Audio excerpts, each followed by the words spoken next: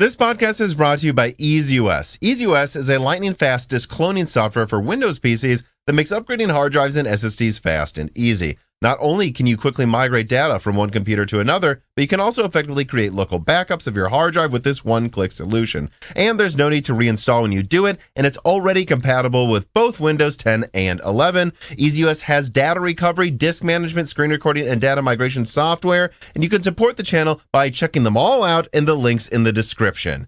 But also support the channel by using Broken Silicon to get discounts on Windows keys at cdkeyoffer.com and on Vite Ramen at the links below. And we'll talk more about those sponsors later. But for now, let's just get on with the show.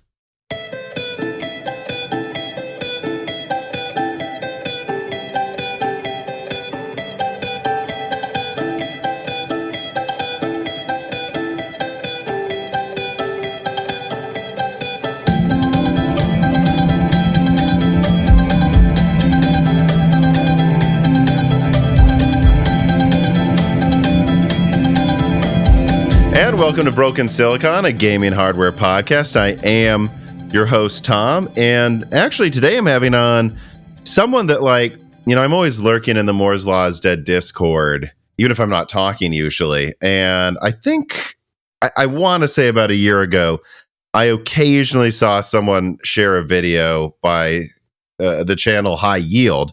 And I remember clicking on it and going, oh, this is one of those channels that has like 50 views on a video and is not that big. And, sometimes YouTube randomly just suggests to me these videos I've never heard of and I click on them and they're terrible. But that wasn't the person I'm having on today. I was like, oh, this is pretty good. And I recently checked again, and out of nowhere, you have over 15,000 subscribers. And I noticed actually that you were talking about some similar subjects to what I am, which is in this case a little rare. I mean, if Raptor Lake Refresh, whenever Raptor Lake Refresh comes out, of course, everyone will probably have a video on it. But not everybody's talking about Nvidia going to chiplets, the design costs, like the advantages and disadvantages and why they might do that. And there's a lot of subjects this guest has talked about recently that I've noticed I'm talking about, but I don't think enough other people are. And so I thought this week would be the perfect time to have you on. So please introduce yourself. Thank you so much, Tom. I think you already introduced me very well, but again, my name is Max. I run a small YouTube channel. I actually just surpassed 16,000 subscribers. Every 1,000 is for me still a huge milestone. And I started High Yield about 2 years ago, just on a whim. Actually, on the first day where I uploaded my first video, when I woke up in the morning, I didn't know I was going to do the video. I just had this idea, and then I went shopping and was waiting in line at the supermarket. And I just decided, okay, because I was thinking about the Steam Deck and the APUs it's using. And I'm like, okay, I'm going to make a video about it. And it wasn't very good in my opinion. And I thought, who's going to watch it? Myself and my mom. And then the next day I had 100 views and 3 subscribers. And I've been doing it ever since. That was the starting point.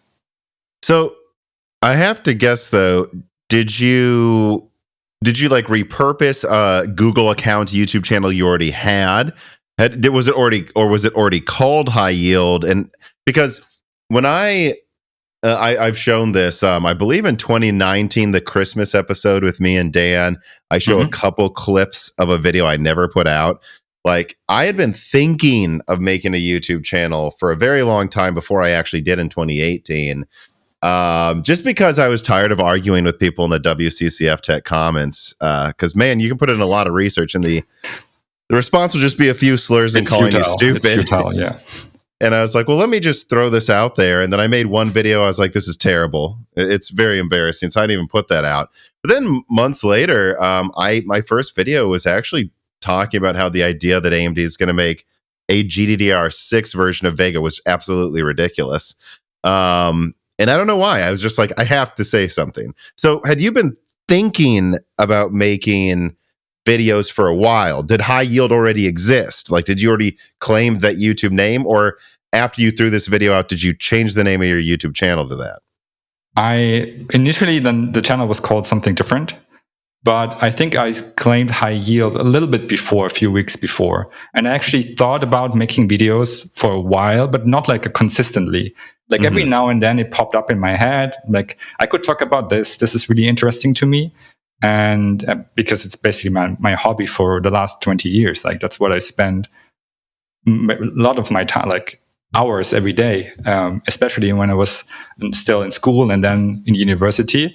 I spent hours in forums discussing, like you said, maybe not on news websites, but more in like German hardware forums. And you realize it's a smaller community, but I think there's a lot of interesting topics to talk about. And when you notice that you want to say something about it, I feel like I'm someone who likes to communicate, and it was always in my mind, but I never did it until that day. All right. Well, so I actually wanted to start getting right into this then. We put down a timestamp because I believe it is still your most recent video was talking about why NVIDIA might or might not use chiplets in GPUs. And I kind of want to start this a little open-ended. You know, just summarize your thoughts on why AMD went with chiplets now? Because any company could try to do it whenever. Like, why do you think AMD chose to do it with RDNA 3, not RDNA 2 or later? And why do you think NVIDIA still hasn't? I think the reason why AMD chose to go with chiplets with RDNA 3 is because AMD noticed probably over the past couple of years that actually learning by doing is a thing. It's a difference if you do something in a lab in small scale, or even like if you simulate something, and if you mass produce something. And I'm pretty sure they learned a lot with their initial chiplet designs. I mean, if you look at Zen 2, Zen 3, and now Zen 4, I'm pretty sure a lot of their current designs are influenced by mistakes, by random things that suddenly pop up. Mm-hmm. And they probably wouldn't need RDNA 3 to be chiplet based right now, but they decided we will be moving towards the chiplet based future, and we have to start somewhere. Mm-hmm. And once you start mass producing a product like that, and you get it working, there's so much data you get. There's so much engineering knowledge you build up. And not only engineering knowledge, but implementation knowledge with your foundry. You know, you deepen the relationship with TSMC.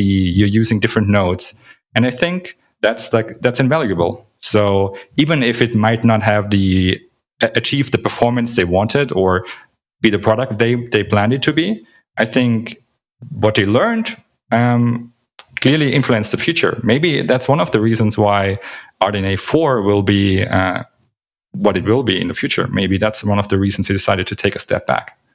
Right. You're referencing the fact that me and I think at least two other people on Twitter, one of them I regard him for pretty well, Kepler on Twitter personally. You know, it seems like at a minimum, it's incredibly unlikely they're going to launch a super complex big flagship next year with RDNA 4. Now, to be fair, from what I've heard, there's still a narrow chance they may launch it, but it's like I've been told it's very, very, very, very remote. What that would tell you, though, is if there's still a chance they may launch it, they could do it, probably. It kind of is just sounding like they just don't think it's worth it.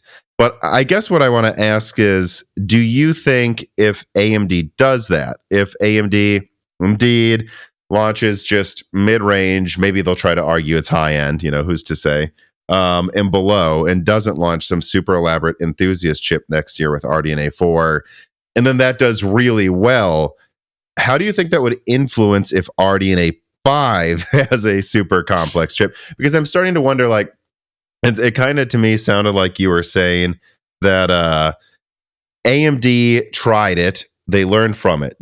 Do you think there's a chance what they learn is it's not worth it? Maybe they learned it's not worth it right now.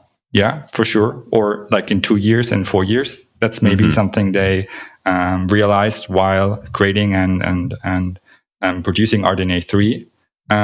But I feel like for AMD always has been on this cycle of we can compete with Nvidia in some space. Like they always had generations where they could compete and sometimes even beat Nvidia, even back before AMD was like almost going bankrupt in 2015, 2016. And now we see the new AMD afterwards.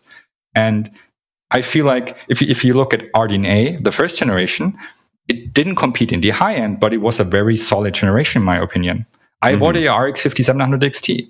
And if you look at RDNA 2, I mean, it did compete very well with NVIDIA. If you disregard the ray tracing and DLSS, if you disregard the feature, the software side. But from raw performance and the cards, if you look at power consumption, the generation performed very well. And with RDNA 3, I feel like if people weren't that hyped, and if expectation would have been lower, I don't think it's a bad generation. It's just not what it could have been. And I feel like that's, if you get the feeling that the generation would have been better if it was monolithic, if they stick with their traditional RDNA, if they basically took RDNA 2, kept the single issue design, and then kept it monolithic. And if you think they could have achieved the same result at minimum, that's a failure in most people's eyes, like in my eye too. So.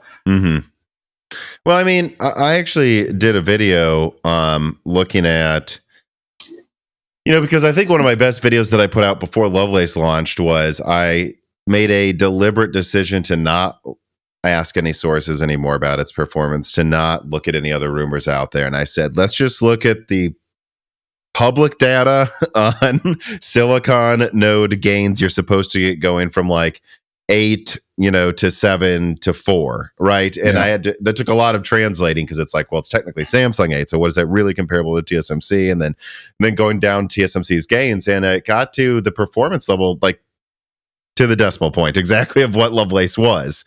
And I thought, well, why don't I go back though and then look at RDNA 3? And if you actually account for how much, and I know some people would say, well, but it's the IO portion. That portion doesn't really count as being impressive if it's smaller. I don't think that's fair. I think if we look at the die size of RDNA 3 and just say, hey, like 40% of it or something is 6 nanometer. So really, if we were to look at TSMC's claims of like performance and density gains you get going from 7 to 5 nanometer, we should really only multiply that by like, 0.6 or something, because only 60% of the node or whatever they're using is the new one. It actually works out that like RDNA 3 meets expectations or even exceeds it slightly. So I think I agree entirely with what you said with RDNA 3. It's like, from what I've heard and from what I can tell, there's a consistent 20% falling below what they were hoping to achieve. Phoenix, I mean, there were people that thought Phoenix was going to be at a certain level of performance. It's 20% weaker. Navi 31 is 70. Like all of them are exactly 20% weaker. So there seems to be some consistent issue with the architecture. Having said that, it's not like they fell short of what you would expect out of that node gain. And so the only reason you would see it as a massive failure, I feel, is if you bought into the rumors that it was going to be like 4 times stronger than the 6900 XT, which seems to always happen, by the way, with AMD rumors. There's always this hype, by the way, that for some reason it's 4 times. I've also noticed it's always 4 times. It's never 5. It's 4 times for some reason at some channels. And if you just throw that aside, look, at the end of the day, AMD made something that costs less to produce than a 4080 and is about the same or slightly better. So you can't really say it's bad, right? It's not a failure, no. But it's still that's a relation between expectation and reality. And I feel it's especially hard on AMD because AMD has a brand issue. Like it's not a brand issue per se, but compared to Nvidia, the Radeon brand is much weaker. There's no way denying it. You just have to look at Ryzen, how long it took AMD to build up Ryzen to consistently perform like every generation. It got better and better and better. And it took 3, 4, 5 years for Ryzen to actually become the brand it's right now. And not only did AMD had to perform at the same time, Intel kind of lacked. Intel didn't perform as they wanted. They were stuck on older nodes. They had problems releasing new generations. They had power problems, And it kind of worked both ways. So people started to looking at Intel as this company that couldn't put out the products they promised. And then suddenly AMD did the opposite. They promised something and then they over delivered. And it took still a couple of years, like 3-4 generations, for AMD to actually build a brand that is regarded as strong, like that. People talk about Ryzen. And Radeon is just in the shadow. It has always been in the shadow of Nvidia. And I feel that's, of course, there's more spotlight on Nvidia. Like if Nvidia does something, more people talk about it. But it's Nvidia, It's still, people are still a little bit more favorable towards the leading company, I feel like. And AMD is always promising. And yeah, I mean, it's a weird thing that I've noticed recently, and I don't know what this is from. I honestly don't know if like these sensationalized opinions and like articles are just because these get more clicks. Like, because I think it's easy to make AMD fanboys mad. So maybe that's where a lot of this double standard's coming from. But it's so bizarre how I noticed, like, all right, so Nvidia has tons of games, for example, that don't support FSR and only support DLSS. On top of that, they just, for the 4060 review, like tried to do this weird thing where reviewers could get it early if they were only made a nice review. And like the amount of backlash AMD would get if they would have tried to force people to do positive reviews if they wanted a card. And Nvidia just did it. And people were like, well, that's Nvidia. It's okay. And here we have an example where I actually suspect, by the way, Starfield may be the first FSR 3 game. We'll see, I guess. Like you have a game where it just may not have DLSS at launch, and there's this giant attacks, and it almost feels like there's this weird thing where it's like, well, Nvidia, they're allowed to do bad things. They're allowed to have melting connectors. They're allowed to, do all this crap. Yeah. But then AMD makes a mistake. And I feel like there's, at least in the past year, I don't know that this was always true, by the way, but at least in the past year, it just seems like there is a double attack anytime AMD makes a mistake. Now, do you think that's true? And if you do, where does it come from? Or do you think it's not really true? It's just feels like it. Boy, it's hard. It's hard to actually to actually say if it's true or if it feels like it. I don't think I can do that. To me, it feels like that. But at the same time, where it might come from is that people always want the perceived underdog to be better. It's like in the they have the big guy and then you have the underdog, and the underdog, of course, not only will he win in the end, but he's also a better person. He's nicer. He's and that's what they expect the underdog to be nice too. Yeah, they expect the underdog to be nice. And also for the reason, like, if I'm not buying Nvidia, if I'm buying AMD, at least, I want a lot more power for my performance for my money. At least I want this and that. And it's like this perceived, it's like, it's not a person, it's a company, but I always, like, I make these mistakes too. I get easily hyped. Like, one of the reasons I like hardware, I fell into this space is like, because I like to think about the possibilities of what could be. And it's always better for me, it's always more fun to talk about quadruple the performance with like this insane chiplet design than like, okay, we get 15% more performance at 10% lower power consumption for the same price. It's kind of boring. So I feel like all of these aspects of hyping and regarding one company or perceiving one company as being the nicer guy and then being more disappointed, I think it's like very human, and like it's hard to actually stop that. Yeah, I mean, I'm not saying this because I like feel bad for AMD. I don't really care. I just think it's an interesting thing where, like, with Intel versus AMD CPUs, I still think about that with Zen 4, where it's like, okay, comparing the 7950X to the i9 13900K, one of them uses half the energy, and it costs less usually, and it's on a platform with newer features, and it also it's multi-threading is actually pretty comparable. It's single threading, it's like 5% worse. And yet you see people saying Raptor Lake's crushing Zen 4, and I go, so AMD is more efficient, better platform, actually usually cheaper, but Intel wins single threading by 5%. Why does AMD need to be better at 5 out of 5 things before they win, and Intel can win by being better at 1 or 2? And when I think about AMD and Nvidia, it's probably twice as bad. Like they just know, like for people to regard AMD as winning, like thinking of the 6900 XT versus the 3090, it cost 2/3 as much and used less energy, but it was like 5% worse in 4K. Yeah. Like the perception thing's very weird. It's I try to work around it for my videos. I'm sure sometimes I still fail. Sometimes my perception is screwed in one direction or the other. But the good thing is I write a script and I can read it again and cut out the parts where I think like, okay, this might be a little bit too fanboy in one direction or the other direction. And yeah, I'm not trying to get hyped during my videos. It does seem like it's a double-edged sword for AMD for perception. And to be clear, I think at least half of that's their own fault. Like I think what people just want is consistency. So AMD, if you're going to be the good guy, then you've always got to be the good guy. If you want to be the, cool one that less people know about, well, then you've got to be really consistent in your performance. And that's where I go. So do you think, though, because it does feel like AMD, they're still selling about the same amount of cards relative to Nvidia they always are. So it's not like they're losing the entire market right now.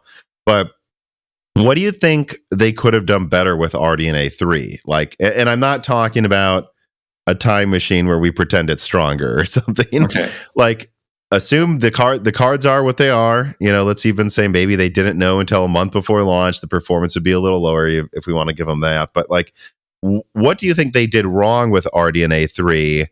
If you think they did, we'll get to Nvidia in a second. And what do you think they need to do moving forward? Because I do feel like after every launch, there's some mistake here. Like RDNA 2, people at Nvidia said to me, we think they could have taken market share, but they didn't make enough cards to take market share. And Nvidia just stuffed the channel with Ampere. What do you think they did wrong with RDNA 3? And what do you think they have to do right so this mind share that we're talking about here can actually turn around consistently? Like with RDNA 3, I would have started at the reveal. Do you remember the numbers they showed at the reveal? Yeah, they were the numbers all my sources said it was going to have, and then it didn't. and even if you think that's the numbers you will reach because you have a couple of more weeks time to finalize the drivers, like that's such a basic mistake, such a basic marketing mistake that I feel like the initial discussion would have been completely different. If AMD would have said, imagine you say, well, we're going to perform like this, the way the cards perform right now, and then you actually fix the driver and you release with better performance. That would have been amazing. And that's what happened with RDNA 2, by the way. Their initial Borderlands 3 demo was below the final product. And then if you don't achieve it and it performs as you said it would, people are like, okay. And I feel like the naming is also something. When I heard the 7900 XTX, actually my first card was the Radeon X 1900 XT. That was back in the day when they still had the XTX. It was not my first card. It was the first card I actually saved for a lot. My first card was like Nvidia Riva TNT2 or something before GeForce. But the first card, I saved a lot of money and bought it. That's when they had XT and XTX. And I was like, XTX, cool. Like, it must be super fast. And I mean, it's a fast card, but it's not competing with the 4090. It's competing with the 4080. And I feel like you can also manage expectations by naming your products accordingly. Like the 5700 XT in the beginning outperformed the 2070. And they forced Nvidia to release the Super Refresh, which was an adequately named card. And if you set expectation right, if you set the proper names, and then maybe, reduce the MSRP by a little bit, I think it would have the reception would have been drastically different. Well, here's a question. Because there's two ways. I think we all agree at most the 7900 XT should have been called the 7800 XT. That was such a bizarre. The XTX thing is just weird. It's just weird. Like Yeah, I'll leave it at that. But do you almost wonder if they should have called it like the 7800 XT, like or the top XTX. one? If you can do XTX and the 7800, so people realize, okay, it's called 7800, but it's an XTX, so it's almost a 7900, and then it outperforms maybe even a 4080, and you're like, okay, that fits. I don't know. AMD in marketing is like either hit or miss for me. Sometimes it's really great, and sometimes their CES presentation it was in winter. I did a video about it where they had like 3 different data points in the presentation which contradicted themselves. And like, how much cache has Phoenix actually? Does it have the full size, half the size? Like, what amount of cache? And there 3 data points, and all 3 were different. And I was like, who's fact checking? Is there no quality insurance like before you do your presentation? And something is a little bit off sometimes with AMD. So, all right. I guess what you think, no matter what, it's just the initial presentation, how they presented the upcoming lineup. That itself, that was the mistake. Like, if they would have just been, and I think I agree, and I don't dislike your idea. Like, if they would have called it the 7800 XTX or the 7850 XT, they're like, hey, this is, and from what I've heard, they do have a variant where they can stack more MCDs on top for extra cache. So it's totally plausible they could make something a bit stronger. And they're like, but we think, you want us to mass manufacture something a little weaker than a 900 XT.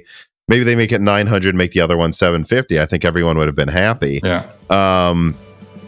All right, but moving forward, ever get exhausted looking for a safe way to pay reasonable pricing for Microsoft software amongst tons of questionable listings on eBay and shady websites?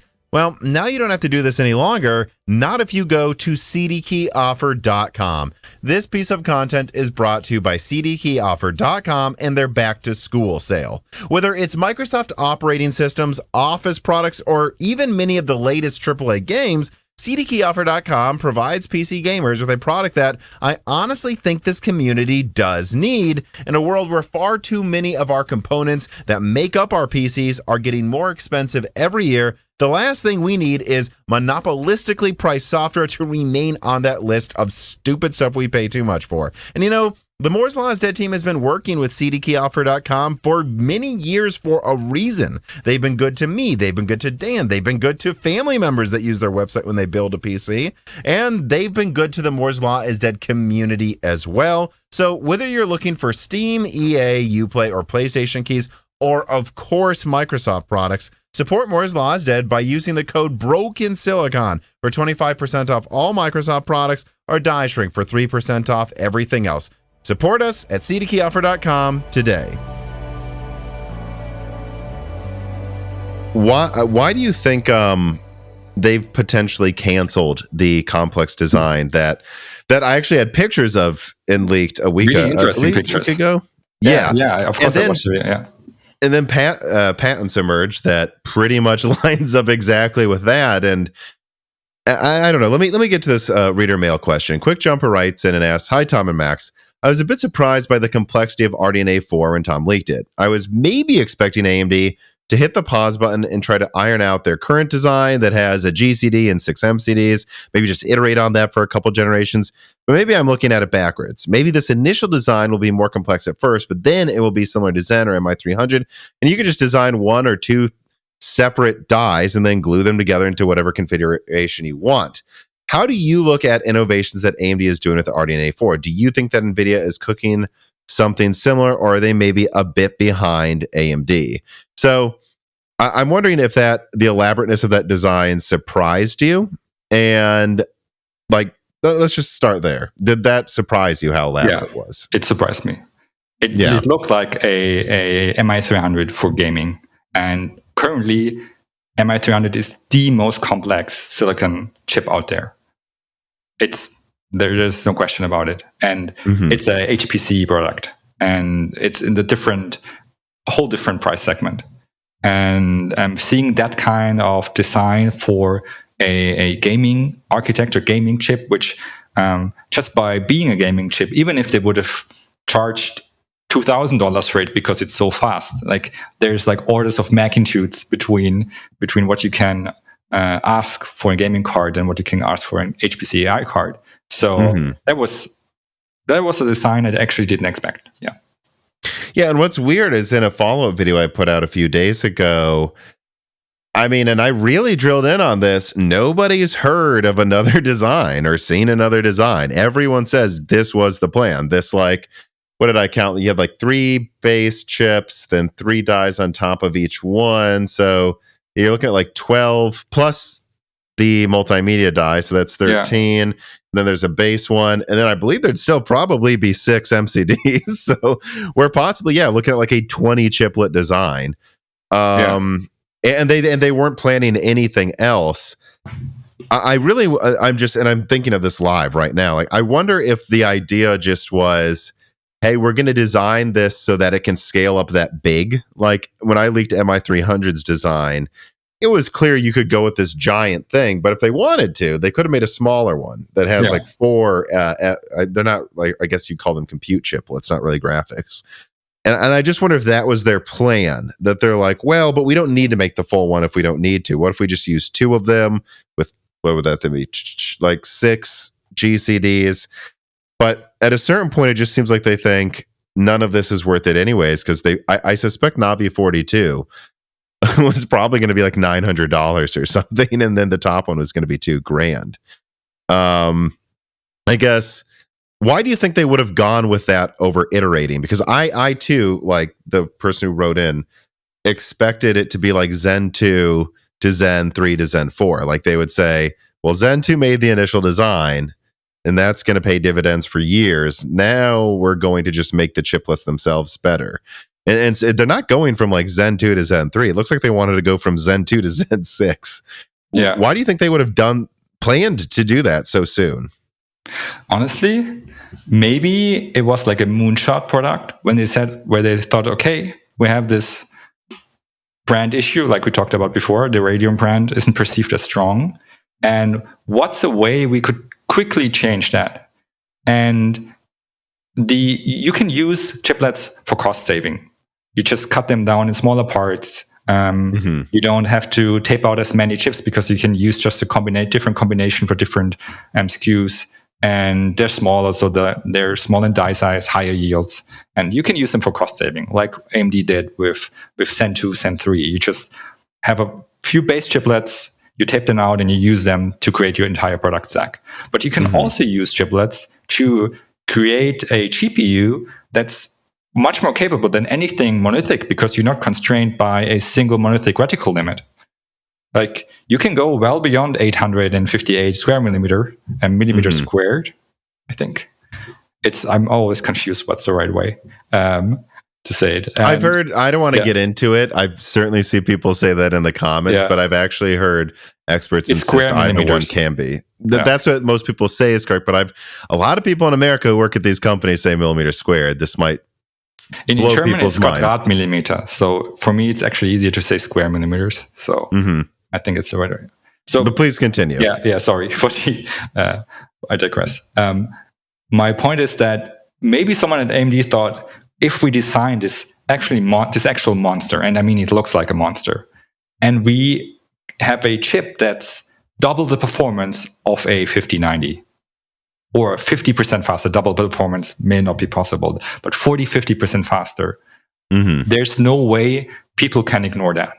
There's literally no way. If you are a ultra gamer and you want the best of the best, and AMD offers a chip that's 40-50% faster, you have to get it. Like, even if you're an Nvidia fanboy, or I don't like the word, but even if you're like an Nvidia enthusiast, you have to get it. And that would be a way. And maybe someone thought, okay, let's try it. That's like something I could imagine. I mean, I'm just thinking here too, while you were talking, like I came up with 2 more theories on why top RDNA 4 would have been canceled, but also why they would have even bothered being that crazy with it. I think the most obvious reason this would have been canceled, I talked about it again in my last video, is look, next year seems pretty clearly all about laptop. Besides server, that's always going to be number one for AMD server. Yeah. And they're launching both a 3 nanometer and a 4 nanometer version of Zen 5 to server. In fact, from what I saw on some roadmaps, 3 nanometer might be ready like January or something. So they have to launch both of these variants to server. Additionally, they're not just launching some new APU or two. Like last year, or I guess this year right now, they have Phoenix and then Phoenix 2. Next year, they're going to have like Strix 1, Strix 2, Strix 3, Strix Halo, Hawk Point. like that's 5 right there. And then possibly also, in addition to those 5 APUs, number 6 might be a PlayStation 5 Pro, in addition to 2 versions of Turin, in addition to, MI 400. All money's in AI right now. And you're like, well, if our major push next year outside of server is laptop, and now AI is here, are we really going to launch an MI 400 version gaming chip? Basically, I think that's the number one reason they would have canceled this. But what I also suspect, I was just thinking while you were talking there, is maybe they went with this crazy design because long term, some chief engineer at AMD is like, this is the one that will work best. Like maybe they started with RDNA 3, learned some things, and that was really just like Zen 1. Yeah. And then they're like, we could iterate on that. We could. Or I am sure, this is something someone told me a few days ago, like at AMD, like when we're going forward, Navi 41 was canceled right before they were going to start manufacturing and doing physical testing. And that's where all the money really is wasted if you don't launch a product. They're like, we wouldn't have gotten to that point, though, unless we're sure it would work. I wonder if there's some chief engineer at AMD who's like, yes, we could take the easy route and iterate on this simpler design, but I'm sure if we want like a Zen 2-like design that we use for 5 years straight, this one here will be more cost effective and stronger, and insisted on going forward. And then there were just market forces that pushed it down or something. That's what I'm starting to wonder here. I think actually your point about this complex design, why the AMD is also launching so many other products, and especially if you consider the entire the supply constraint for the AI market, which isn't actually at the foundry level. Like TSMC could produce more chiplets, but it's more the packaging level. Like if you're using CoWoS, that's where the production capacity is currently limited.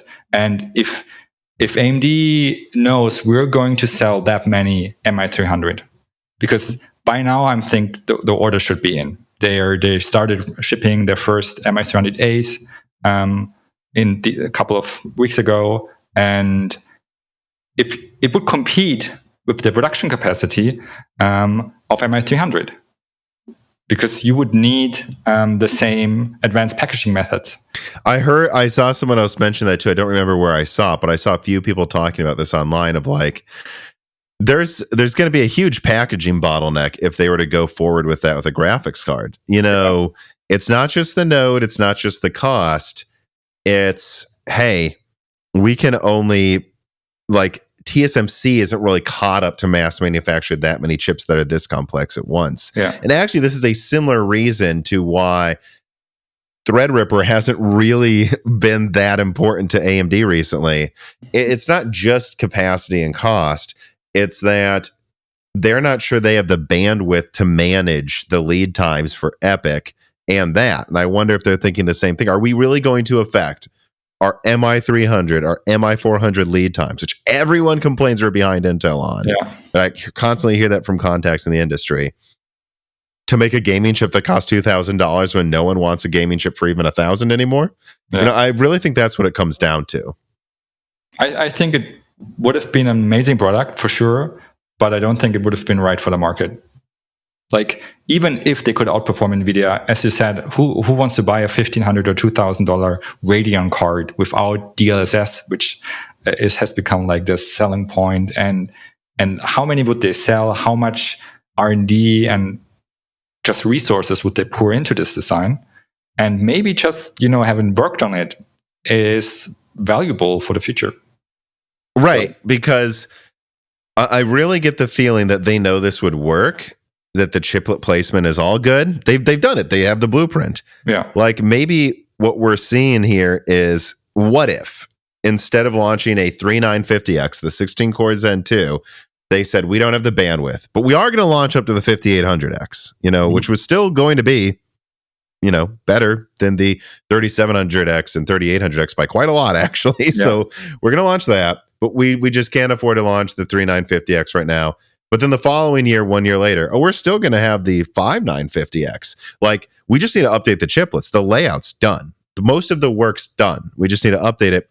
I think that's probably what's going on. And I also think there's another thing AMD is realizing. Like, I think they fundamentally underestimated how much money and effort NVIDIA is pouring into software.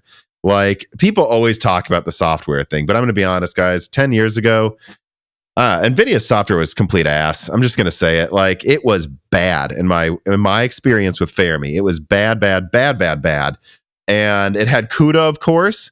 And then I think AMD was like, well, so we'll do Mantle and we'll do FreeSync after G-Sync. And they're like, we'll make FSR after DLSS. I think they fundamentally, I think what AMD knows, and I think this is something people need to think about here. I think AMD isn't worried about DLSS 3. I think they already know what's going on with DLSS 4. I do. And I think that a lot of people may not understand that, like, some of my best leaks on AMD come from people at NVIDIA. Some of my best leaks from people in NVIDIA come from people at AMD. Like, a lot of, I guess I shouldn't say which ones, but like some of the most accurate ones came from people at AMD about NVIDIA. So these companies are doing research and know what each other are working on sometimes. And I wonder if AMD is like, no one's going to buy a $2,000 RDNA 4 chip if we don't have a software as good as DLSS 4. Because I'm hearing some pretty radical things that NVIDIA is going to try to pull off here.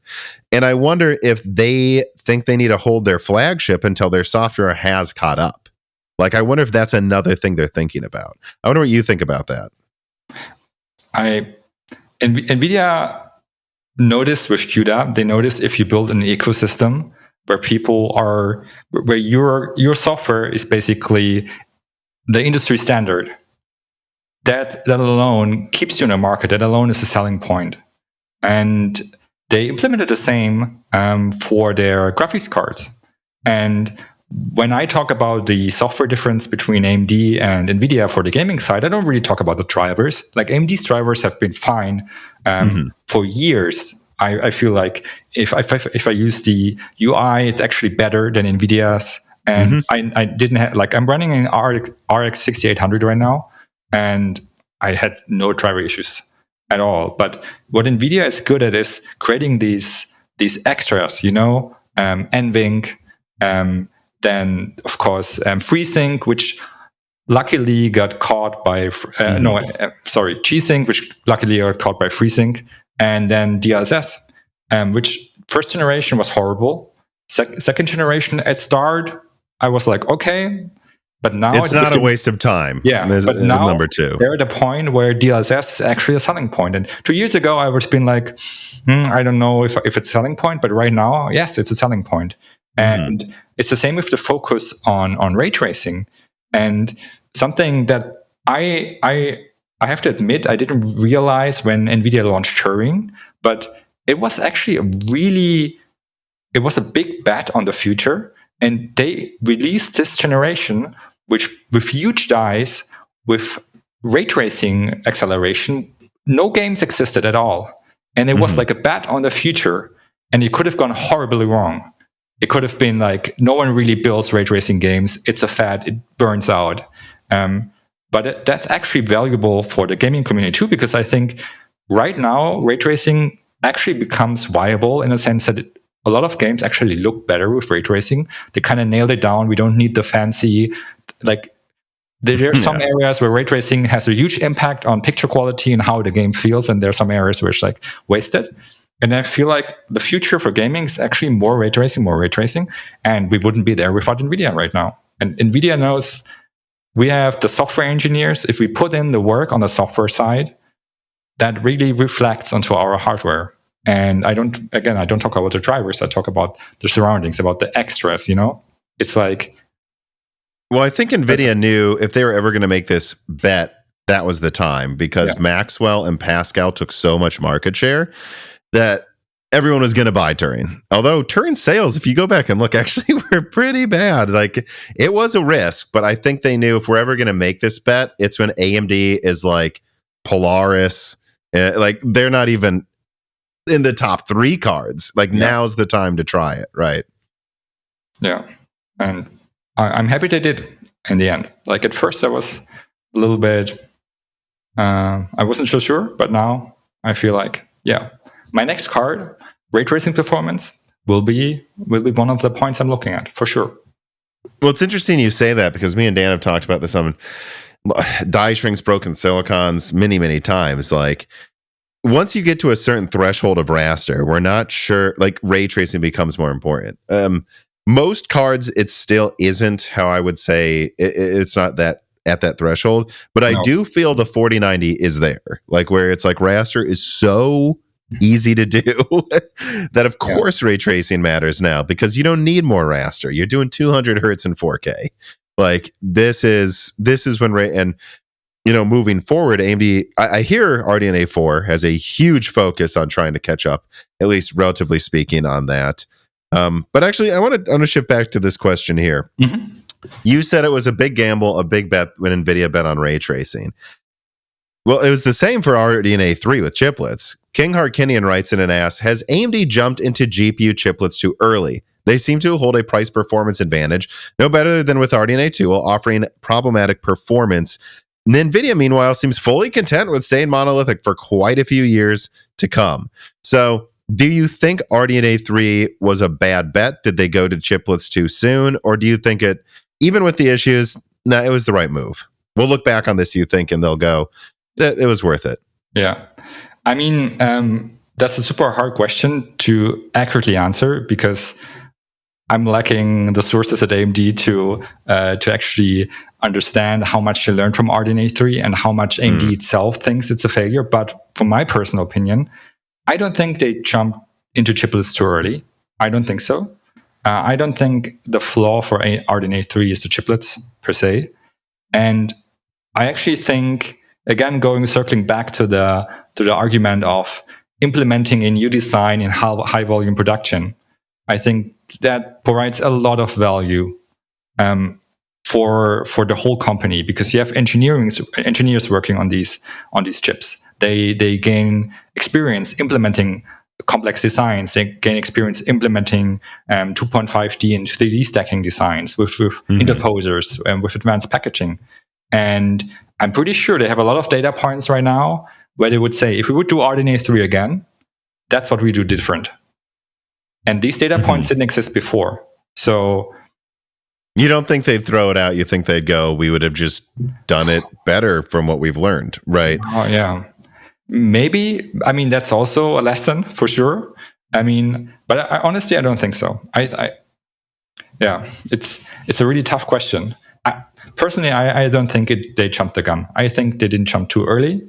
I think they should have done things a little bit different, as we talked about it, with the launch and with the pricing and the naming. And I don't think it's a product that AMD is like thinking that AMD thinks it's bad. I don't think they're.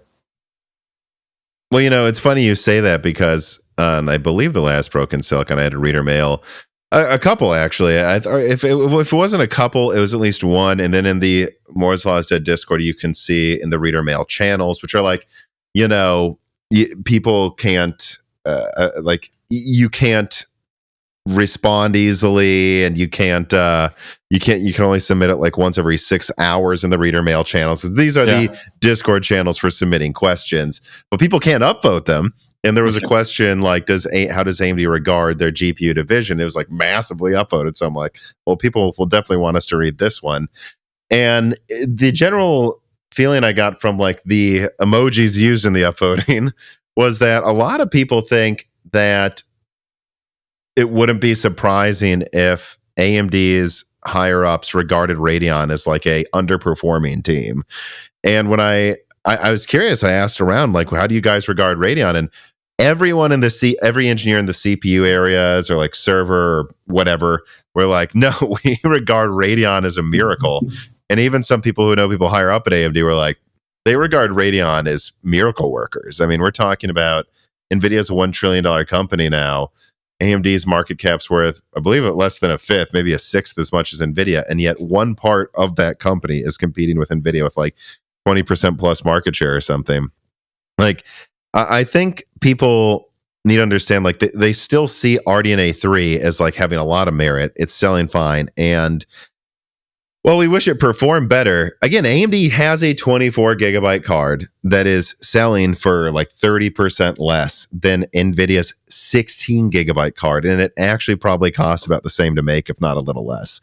So it's not bad. No, it's not bad, no.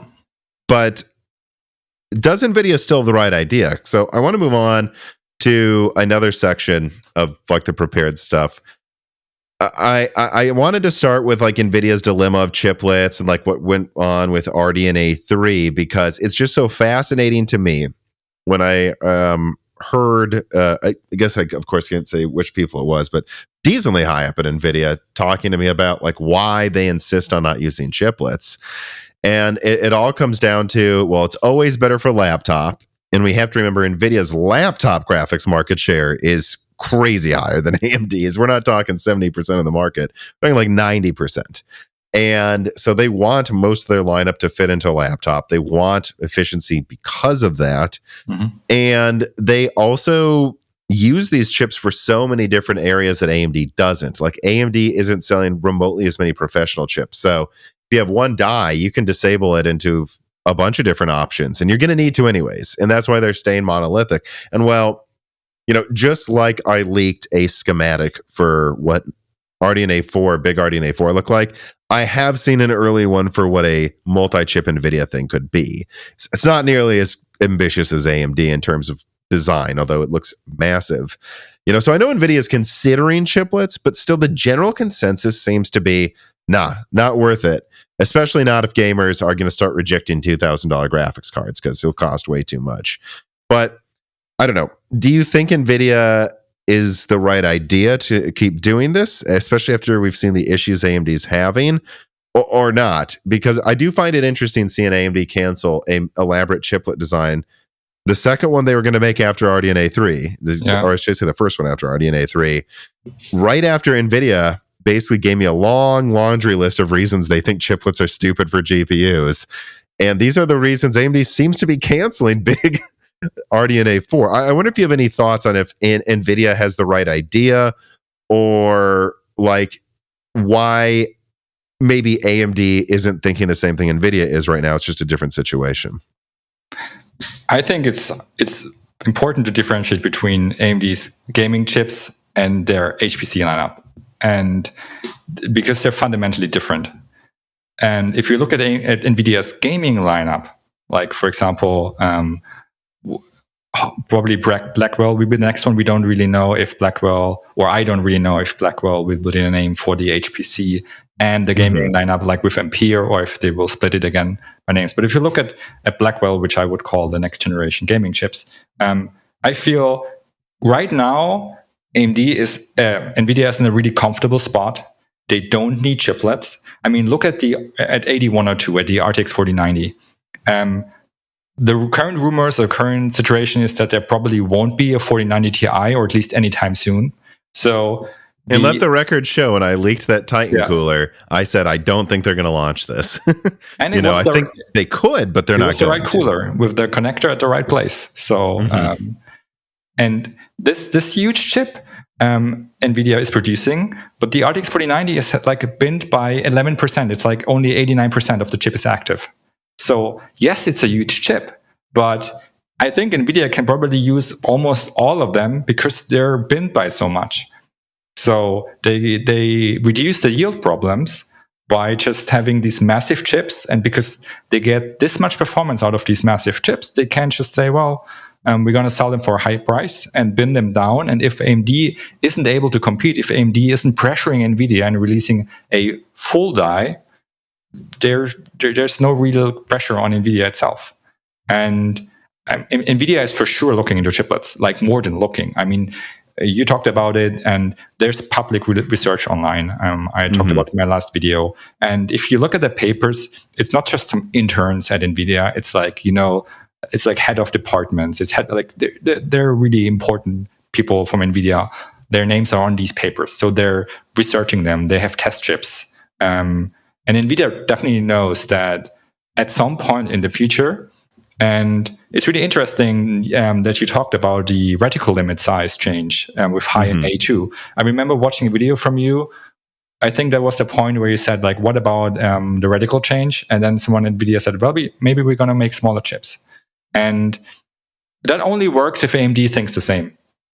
Because reducing the reticle size, like, just to reiterate for everyone watching, like somewhere after N2, or we don't really know yet, after 2025, 2026, new machines will be needed, high NA, high numerical aperture machines, and they reduce the reticle size, the maximum die size you can produce if you want the monolithic chips, but literally 50%. I think from 585 square millimeters down to 429 square millimeters, which is like literally half the size. And that means your chips, like, even if you're going to produce a 400 millimeter square chip, which is possible, suddenly you're going to produce a chip that's at the reticle limit, and that's going to be super expensive with low yields.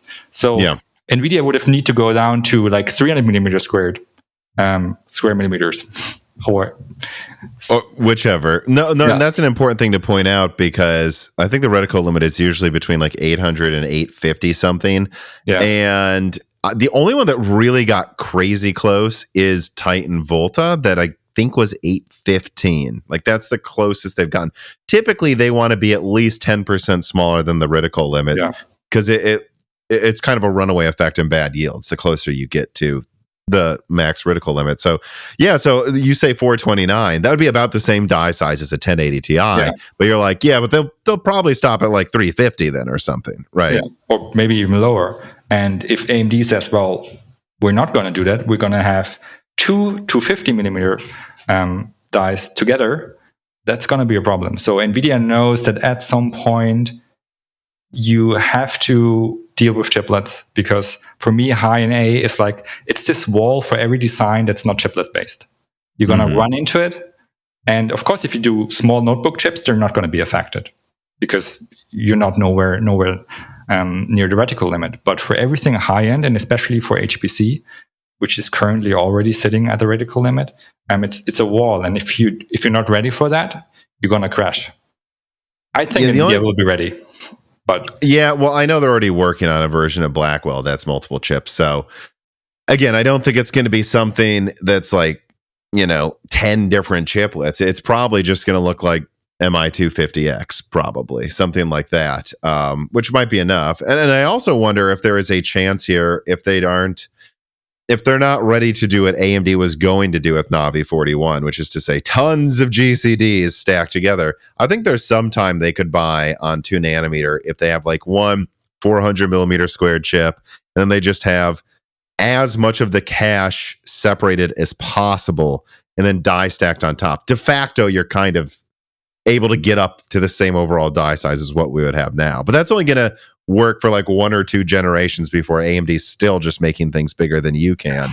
What I would say, though, is I think we do have to acknowledge why NVIDIA has different incentives than AMD. We've already talked about how they service more the professional. They have more market share in laptop. They're even making AI versions of their gaming chips. Like, I think some of them, they'll disable most of the CUDA cores, and it's like all the tensor cores, that type of stuff. AMD doesn't have that ability to siphon off one die into 10 different products, and that's why it doesn't really matter what yields you have. You need them anyways.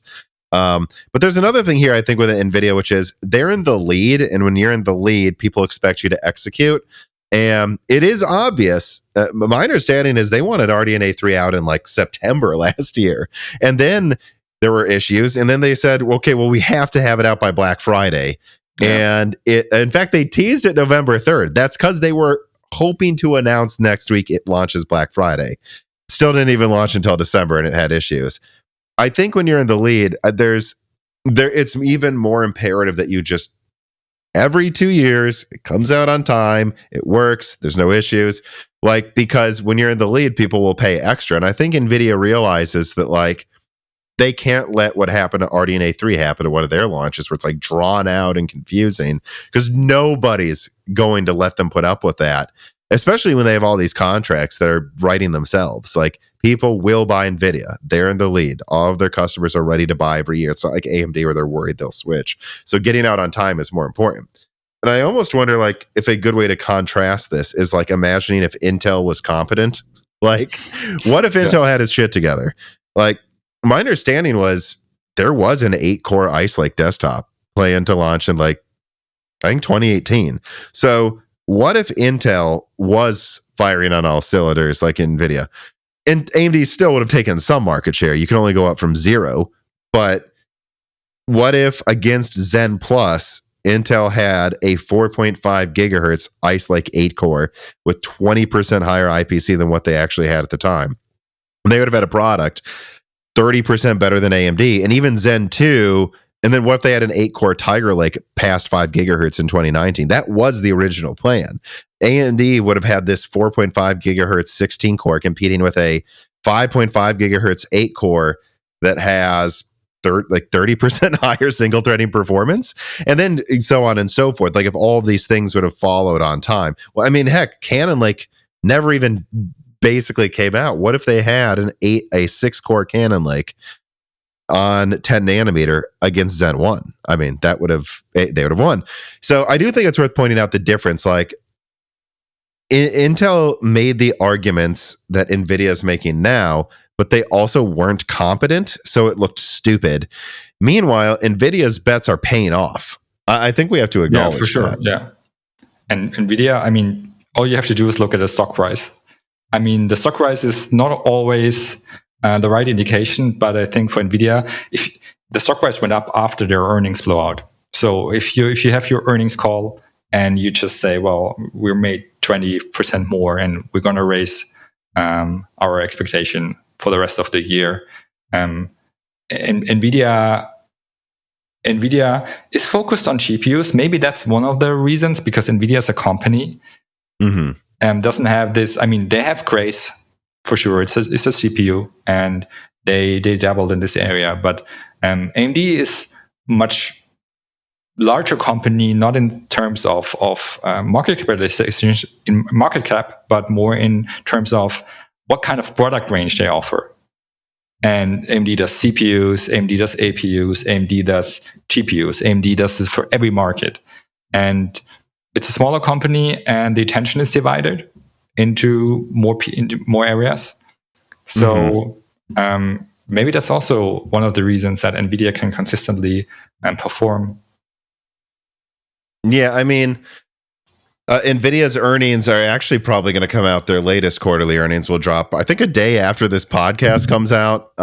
So I'd probably stay away from talking about it too much, because why say anything big right before it's going to be public anyways? I also have no idea. I actually hear they're... Well, we'll see. This will be interesting. I'll say this because if this ended up wrong, it'd be interesting. But from what I hear, the graphics earnings are actually going to be, in some regions, better than expected. I still think that, like, if you look in North America, they seem to clearly be down relative to where they want them to be. But sales are picking up, just like they're picking up for everything. It does seem like the tech sector has bottomed and is starting to come back up. And I hear that actually their sales for like 4060 and 4060 Ti in China are very good. And if we see their graphics earnings a day after this comes out publicly, surprising, it's apparently because in China they want their efficient 4060 and 4060 Ti's. And in China, they don't really play a lot of games that need more than 8 gigabytes of RAM. So I think NVIDIA's like shifted their stock that way. But, I just wanted to say that quick. Let me shift to this question, though. Getting out and enjoying the weather, or is it too hot to get outside? Well, either way, whether you're looking for an easy meal on the go or something quick and delicious while you're cooped up inside, Vite Ramen has you covered. This piece of content is brought to you by Vite Ramen. Vite Ramen is a healthy, tasty, and shelf-stable food crafted by an American startup that offers tons of options for eating healthy. Their classic packages make it easy to add protein and other ingredients of your choice, including new flavors like Radiant Crab Ryu. And also, their Ramen Go packages offer a healthy microwavable option for those who truly only have a 15-minute lunch break away from home. Or they even have other healthy products like Nano Boost Powder that makes any food at least a little healthy. Click on the link in the description and use the offer code BrokenSilicon to save 10% on a variety of products, including special bundles for Moore's Law's Dead fans, raw news if you want to make up your own recipes, and other food products, powders, cooking utensils, and more. They are a plucky, small, but rapidly growing company that has been good to Moore's Law is Dead for years.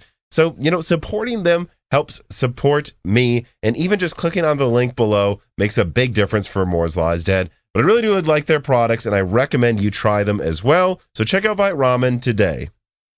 Really? Couldn't keep the glasses on for more than a minute?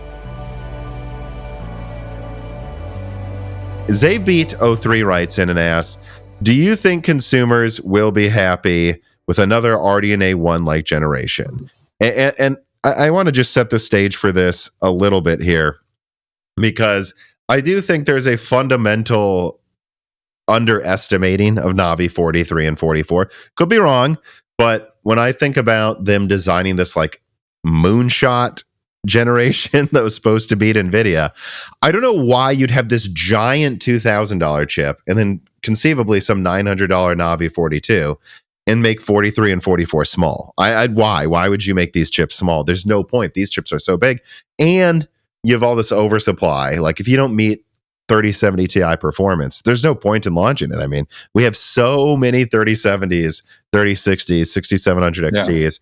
And from what I hear, just a mountain of 6600 XTs still in stock.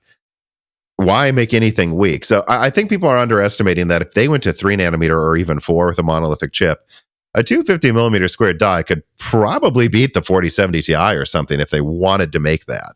But do you think people would be happy with that? Like, and I'm wondering what level of performance people would be happy with, let's say, $500 mid-range chip out of AMD next year. Like, what does it need to be successful?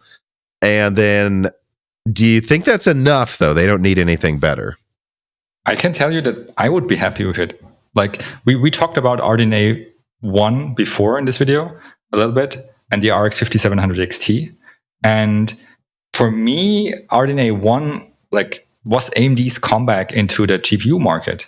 And not really based on performance. I mean, they didn't compete in the high end, but also compared on power efficiency. It was an efficient design. AMD was always behind before in power efficiency. And suddenly, RDNA 1 actually competed very favorably with Nvidia when it came to power efficiency. And they had this card which exactly knew what it was. It was dialed in on the RTX 2070. It performed a little bit better. It didn't have ray tracing, yes, but it was also cheaper. And it was a very straightforward design.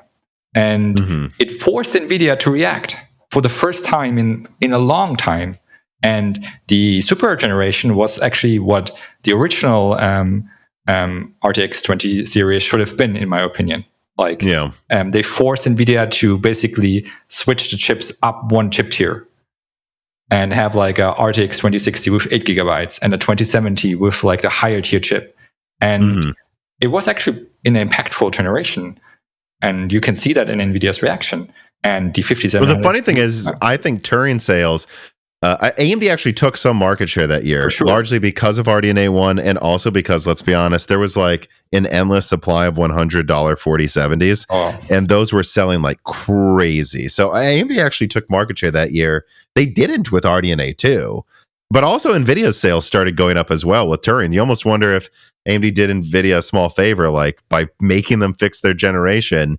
People started buying Turing, which is interesting, because I think Nvidia has this mindset of like, well, if AMD can't compete, we can charge whatever we want. And well, that's kind of true. People still just may not buy it. Even if there's not a competitor, like they're just going to say it's not worth it. And I think that kind of proved that, and Lovelace is proving that again. And imagine AMD releases a card that competes very well with the 5070 for a reasonable price. I think most people will love it. And you ask about what performance people would want. I think if you get like RTX 3090 Ti performance, that's like a level that most people will be happy with. And with probably, better geometry and ray tracing performance, like generally doing better in the newest stuff. I agree. That's what I think. I think that there's a certain threshold where there's no point in launching a new card unless it's dirt cheap. And that is about 3080. Like, it's been done to death. No one cares if you aren't stronger than that. And I think there's still a lot of people sitting with their, well, probably 1080 Ti's and 5700 XTs and 2070s and 2060s that are looking at the current pricing and going, yeah, I mean, the 7900 XT is a 20 gigabyte card for $750. It's certainly better than a past few years, but I'm still just not, I just want something better. And if AMD could deliver, again, something that's about 4070 Ti performance or better, if they got to 4080, it'd be very good. And they were like, it's $500 and it does better ray tracing. I think people would much rather have that. Anything above that, though, is gravy. And it's like, if it's a 4090 for 600, good. If it's a 4080 for 550, good. If it's a 4070 Ti for 500, good. But that around there is far more important. And I think it's more important also because I don't really know if the 5090 will do anything for gaming. Like, no offense, the 4090 kind of has, because it's like broken all barriers, which is interesting. But after that, the barrier's been broken. We can do photorealism on a 4090 if it was programmed well, but it's never going to be programmed well because no one can afford it. So we need to take that and make it, most people have it, and then developers will actually make a game around that level of performance. And I think the market just needs that right now far more than another $2,000 graphics card. We need to get people up to a certain level where developers say, well, that's the baseline. That's what we can develop for. Mm-hmm. And if the next generation delivers that, if it offers mid-range performance, like current high-end performance for a reasonable price, and at a good offering, I think that's really, you couldn't ask for more. Of course, you could ask for Navi 4C, but yeah, I think it's interesting to think about this too, because if you think about this generation, a lot of these cards like the 4060 Ti, hopefully it won't be, but it might be the same situation. The 7800 XT are like the same performance we had a couple of years ago at the same price 2 years later. But yes, it's more efficient, I guess. It's really disappointing. Yeah, it is. In the mid-range, it's very disappointing. But then at the low end, well, you can get a 6700 XT for like $300. So that's cool. You can get a 6600 for 180 or 200. That's cool. And then at the high end, I think people are perfectly happy. They're like, well, the 4090 is double last gen's performance for the same price. Yeah. The 7900 XTX is it's like 50% better than the 6900 XT, 35% better than the 6950 XT for the same price. So if you have the money, there's actually a few options from AMD and Nvidia that make you happy. But in the middle, I wonder if AMD is also just like reading the tea leaves and going, next year people are going to want mid-range to be way better. And the people who are going to buy a high-end card, from my understanding, the 4090 is like the best-selling over $1,000 card in history. Like, I think they've sold like 300,000 or 400,000. That's crazy that many people bought something that expensive. They're probably done. There might not be a high-end market next year anyways. It's something I wonder if AMD is suspecting as well. And it's a tough call to beat the 4090 because you not only have to beat it, you have to be considerably faster for people to upgrade. Mm-hmm. And to be like, okay, last year I spent this much money. It has to be like 30, 40% faster. And if you're not sure... right, because if you already bought a 4090, are you going to switch to AMD for 30% more performance? Yeah. I don't know. I think it would have been more than that much faster, but then it would have been that much more expensive probably too. And well, I want to get into this though, because you brought up that Nvidia can only afford to not make high-end cards probably if AMD isn't. But AMD doesn't seem to be next year. King Harkinian writes in and asks, with RDNA 3 versus Lovelace, Nvidia has downsized their dies to a scandalous degree, like 8107 for the 4060 and using 8104 for the 4070 Ti. Heck, they almost tried to call it a 4080. Well, AMD has pushed for everything Navi 31 could do with the XTX. And Nvidia is clearly doing okay with the 4060 versus 7600 and the 4080 versus XTX. Despite putting so little effort in selling it for grossly inflated prices, Nvidia has seemed to deal with AMD without a hitch. Is this a generational problem for AMD?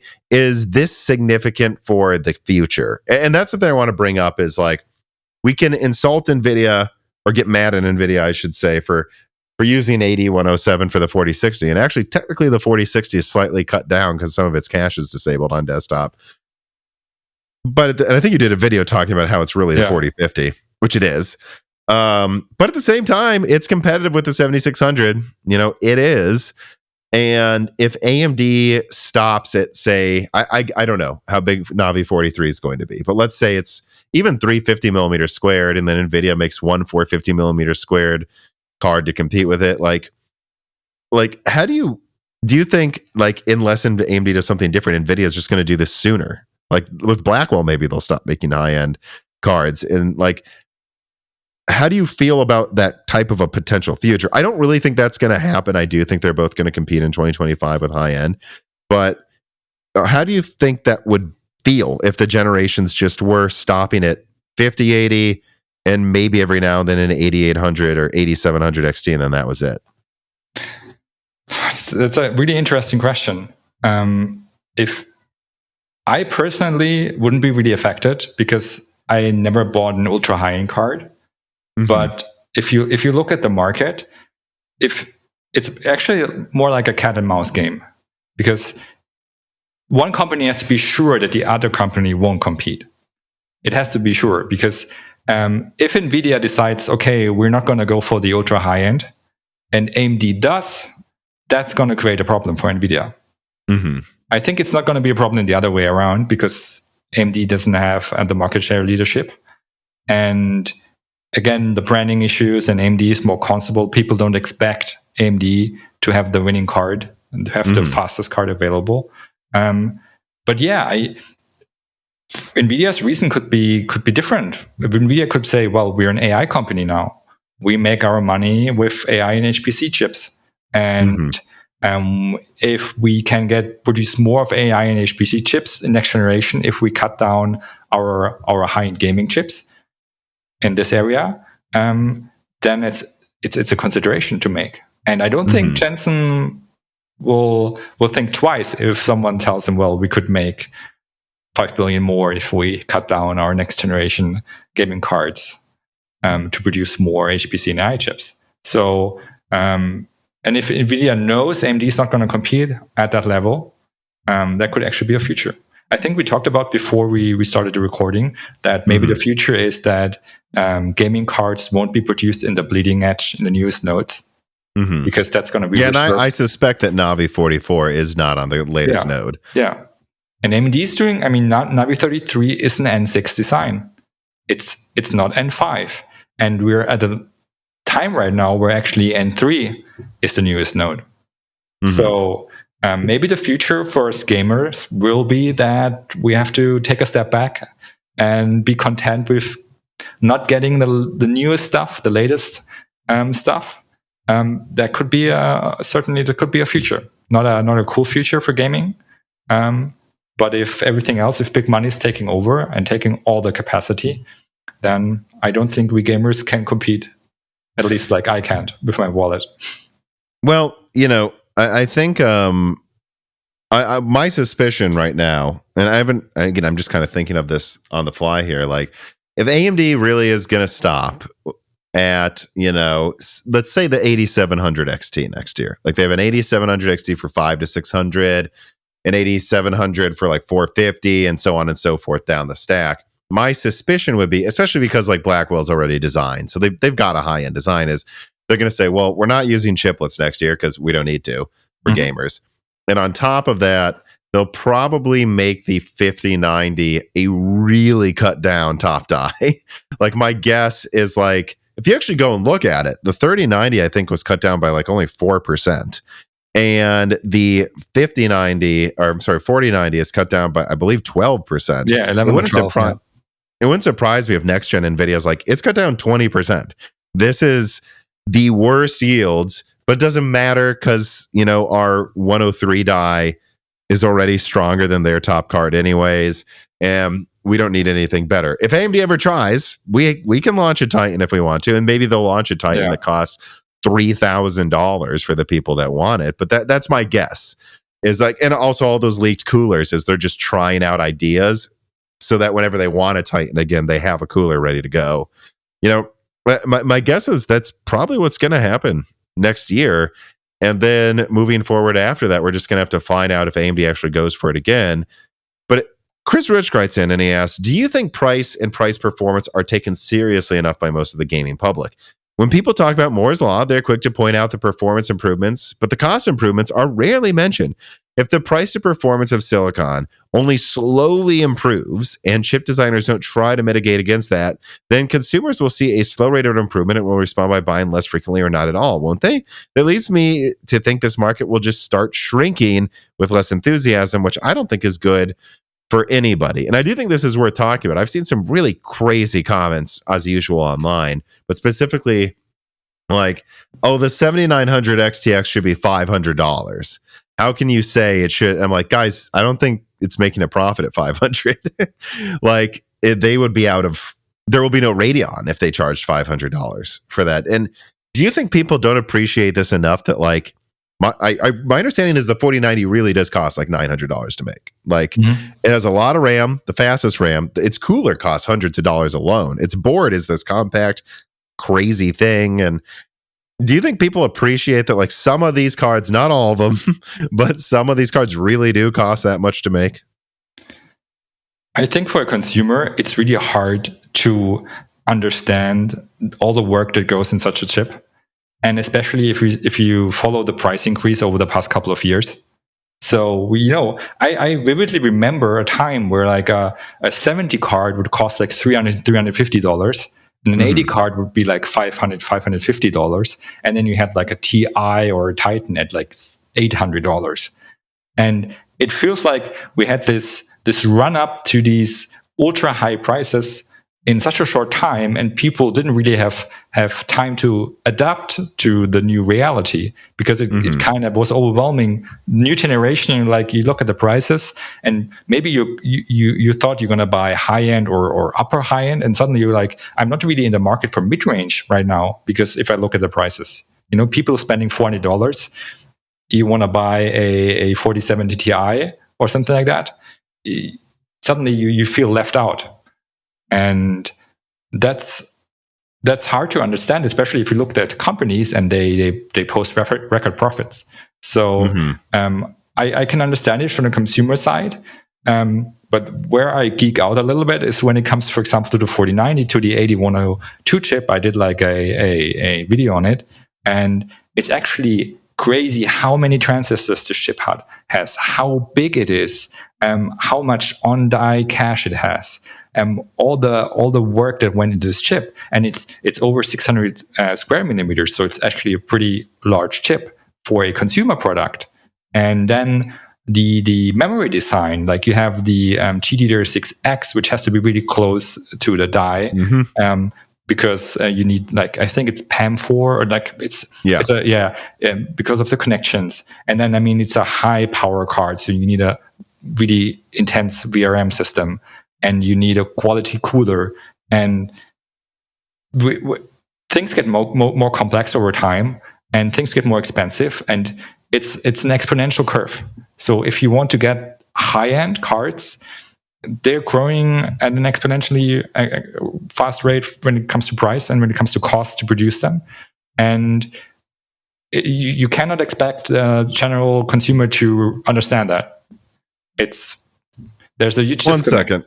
I'll be back here. I want to make a point. Yeah. I have to just look through here because I'm not done unpacking. All right. So, anyways, the point I wanted to make, though, is if we go back, here is a GTX 5080. It's actually the 3 gigabyte version, the one that would still run some modern games. This was a flagship, people. Doesn't look that fancy. This now would be considered a dirt cheap crap cooler. This is a 660 Ti. Look at this junk. This is what we used to consider upper mid-range or lower high-end. Cards that looked like this. This is a 3050. It looks better than both of them. And this is one of the cheaper 3050s. Yeah. So I just want to make that point, though, when we talk about these cards, because, I certainly remember when you could get a 7970 for $500 when the 670 was $400. but this is what a 670 would often look like. And I don't think people have even appreciated like how much better they are, just period. Like how many like install it, I don't know how much you remember this, but you said TNT, and I can appreciate a lot of those. How much nicer do graphics cards look right now compared to when you remember getting them? And not just look, like the components on the board, all the materials, all the individual chips. I remember cards back in the day, like I couldn't do it, but people could actually like fix them themselves, because you could buy like a capacitor or memory chip and solder them onto the board, and it was fixed. And if you look at today's cards, what kind of engineering level they are, especially if you look at the high end. But on the other hand, if you're buying like a 4060 with a really tiny chip, a tiny die, a little bit of RAM, and for a huge amount of money, I think the high end, the current high end, is in a great spot. The 4090 is a really great offering. You pay a lot of money, but you get an amazing GPU. And the further down you go the stack, I feel like the worse the offerings are. I feel like Nvidia put all the effort into the high end and said, well, for the low end, maybe we have to go back to smaller coolers. Maybe we have to go back to cards that don't look that good, and offer something that's like actually entry level. Also, not only from the SKU and the name, but also from like the looks. Yeah, I mean, and that brings up another thing too of like I've seen people talk about like, well, if they can't make some of these cards cheaper, and some of them they could. Some of these cards I do believe have been designed in a way that's very wasteful. Like the 4080 doesn't need a 4090 cooler, guys. No. But at the same time, I've seen people go, well, they should have just kept making. For example, they'll say, well, why don't they just keep making like a 2060 or a 1650 instead of making these other low end cards? And I don't think people understand those would cost more to make now. Like, because the shipping costs have gone up. A lot prices general. And actually the newer nodes are usually cheaper overall per transistor. That might change with 3 nanometer. That actually might change. But the only thing they could really do is take a 3060 or I guess 5060 and use a cooler like this. And I think they should. Right. I think it's time to stop trying to sell people that like a 3050 is a high-end card because it has RGB. Yeah. But outside of that, I do think we have to admit the drivers work a lot better and the cards do look a lot nicer. And they are of higher quality, and there's more engineering work and put into them. It takes a lot more engineering time to tape out a current node and implement a current memory system than it did just 5 years ago or even 10 years ago. Like, of course, yeah, prices are going up for a reason, and not only greed. There's other factors. But there is greed, right? Yeah, it's for sure. Like, there is. And I understand it's like you look at the 4090 and you're like, this is ridiculous. It's like, well, that one actually, they're making a big profit on it, but it's not as big as you think. From what I hear, the 4080, that one really is an absurd profit margin. Like, it's a chip. It's a smaller chip. Bfish writes in and asks, news of the high end of RDNA 4 being canceled and Nvidia being Nvidia got me to thinking, right now Micro Center has a 7900 XT reference edition for $750 with a free copy of Starfield. That makes it effectively the launch price of the 6800 XT. And well, yes, we might get that level of performance for less than 2 years. Is it just me, or is this almost too good of a deal to pass up? And I asked this question to kind of springboard into, we'll see what happens. I, of course, still hear AMD might launch Navi 4C. It's a very, very single-digit percentage remote chance from what I hear, but it could happen. And, who knows what happens with high-end Blackwell and RDNA 5 for sure at this point. There's still time for them to change their minds or do different things. But right now is honestly not a bad time to get a new graphics card, though, when you have, like, with Starfield, a 7900 XT for $750, and you can get not even last gen mid-range cards for $200. I think in the real middle, like the 4070 area, it's bad, but isn't there now actually probably a decent time to buy? I feel like 750 was a price where I saw the 7900 XT. Like when it launched, I was like, why isn't it 750? And why it wasn't it 899? I think that was the it was 899 MSRP, and 899 was just it was too close to the XTX, and it was too high. And I remember thinking back then, 750 is an area where I think it's still an expensive card. $750 is a lot of money. But if you are going to buy Starfield and you are in the market for a current upper high-end card, I mean, it's not enthusiast, it's not 4090 or XTX level, but if you're in the market for that and you have a GPU from maybe RDNA 1 or RTX 20 series, and you have a decent uplift in performance, I think that's actually a good offering. Yeah, and it's all relative, right? Like, we can talk about when things were better than other times. Like, for example, I think 10 years ago in 2013, prices were incredible for the outside of the Litecoin mining boom. But I mean, they were just. I remember. I think my brother in late 2012 or I think late 2012 or something got an HD 7950, which was the equivalent kind of the 7900 XT today, for like $350 or $300, and it came with like the new the newest Far Cry and Hitman and something else. Like, yes, things were better, but at the same time, even just 5 years ago, Nvidia was trying to sell you 2080 Ti's for $1,300, and the best high-end card from AMD was actually an over a $700 Radeon 7. So I think in the past 5 years now, it's just pretty good in general, though. Maybe the future will be worse, but now, if you're worried if the future is going to be worse, then I think now is kind of the time to jump on one of them. Especially since we are like at least a year away from the next generation, and prices have been gone down, and especially these bundles.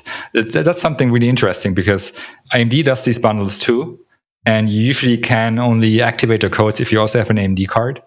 And for the past generations, I've been buying these codes on eBay for low money, and because I have a AMD card, I could activate them. So I got I think I got the Uncharted 4 and what is the the Death Space competitor, the Callisto Protocol. I think it was a bundle or something. I got it for like $30 on eBay and got it to activate. And I mean, games are getting more expensive. And if it's I think it's a top Starfield bundle. I think it's not a standard version too. Yeah, that's right. I think like the 7600 comes with the standard Starfield, which, to be fair, that's actually a pretty crazy deal too. You're getting a $70 game with a $270 card, but the top ones actually come with like the premium version with, I think, all the DLC or something, which is probably like $100 or something. And if you actually want to buy that, and I guess a lot of people want to buy it, and you're in the market for a new GPU, and you're actually paying like $650 for a 7900 XT, that's not a bad deal for sure.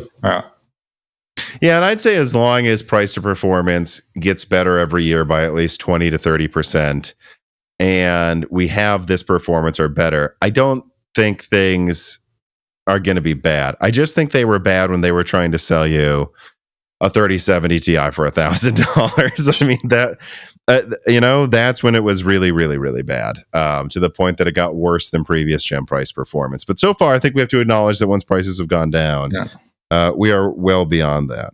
I have to tell you a story about how I got my RX 6800. So please. I bought the 5700 XT at launch for like €450. I bought this Sapphire Nitro Plus or something, like, because I wanted a new GPU. And then a year later, the graphics card prices started to rise, and we got the GPU shortage.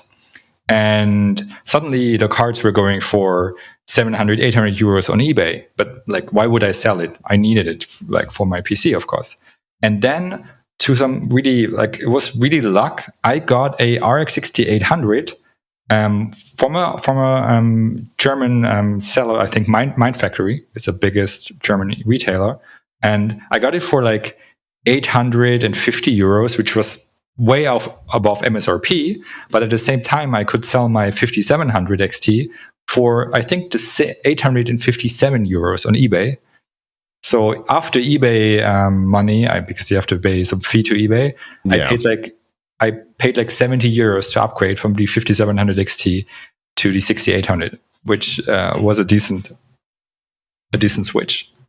Yeah, I mean, the craziest one that I have from last gen was I had a Radeon 7, and I had no intention of selling that. I mean, I thought that my favorite color is red, and I thought that shade of red looked really cool. Yeah. But during the mining boom, there was someone, and it was near the end of it too, I believe. It was like, not near the end of it, but, it was like mid 2021 or something. It was like clear to me that things were going to change by then.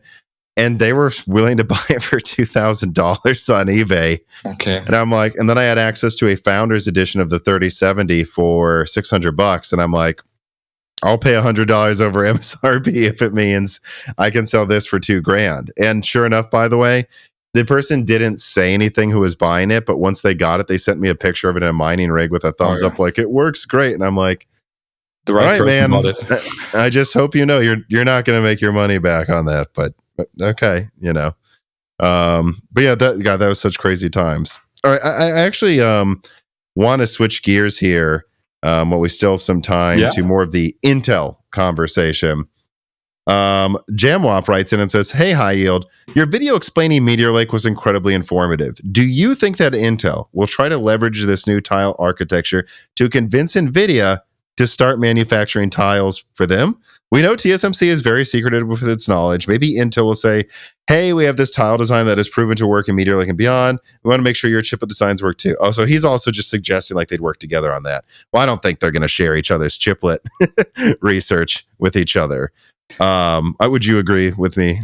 I don't think they would share the chiplet research, but if you look at the implementation, if you look at Forest, the technology behind Meteor Lake, I would compare it to TSMC sharing their CoWoS or other packaging and interconnect technologies. So I could definitely see that. And I mean, Intel is trying to push hard towards their foundry business. They're investing a lot of money, and they're building a new fab in Germany. And they're getting a lot of money, a lot of subsidies, but they're building new fabs. And they have this goal of being a really big competition in the foundry market. And if they want to offer that, if they're actually serious about that, not only do their new nodes have to be on point, like 20A, 18A, and the upcoming, or like Intel 3. Intel 4 is more like the node for Intel internally, and Intel 3 is the node that's also available for foundry. Yes. I think it's the same with 18A. Yeah, 4 is like 20. A half step. Yeah. Also, the way I've heard it described is Intel 4 and Intel 20A. They're not just like the internal node, but they're not, and I don't remember all the details. It's a bit over my head, to be honest. They're not really ideal for making all types of tiles. Like, it's only for like logic tiles. Yeah, they don't. And then they've done all of the remaining design rules for every other type of product you can make on it for 3. So it's not just like it's meant for outside users. My understanding is Intel 4 and Intel 20A literally can only make certain types of tiles too. Yeah, your understanding is right. It's like there lack some certain type of libraries for certain type of transistors. And I think they're also kind of a pipe cleaner for Intel to see, like, does it work? Is it actually at a point where we want it to be? And then they go the next step. And they need to execute on these. But they also need to offer interesting packaging technologies around it. Of course, you can always fab your chips at Intel and take them to Amkor or like another packaging provider. But it's always more interesting to offer the whole package. Because you can work with your clients and you're like, okay, this is our node and we have the perfect packaging and interconnect technology for you to use with it. And in the future, I feel like we're moving towards a point where packaging is becoming more and more important, especially when you regard like your channel's name, Moore's Law, if it's actually in decline.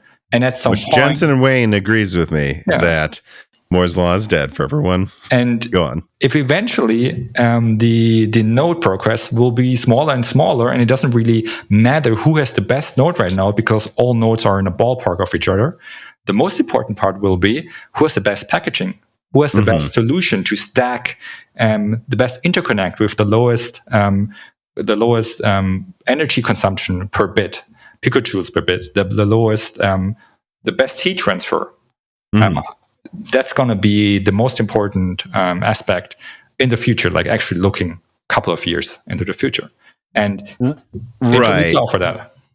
So I guess what I was trying to say too before is it's like, I don't think Global Foundries and Samsung combined research on the next node because TSMC was so far ahead they had to.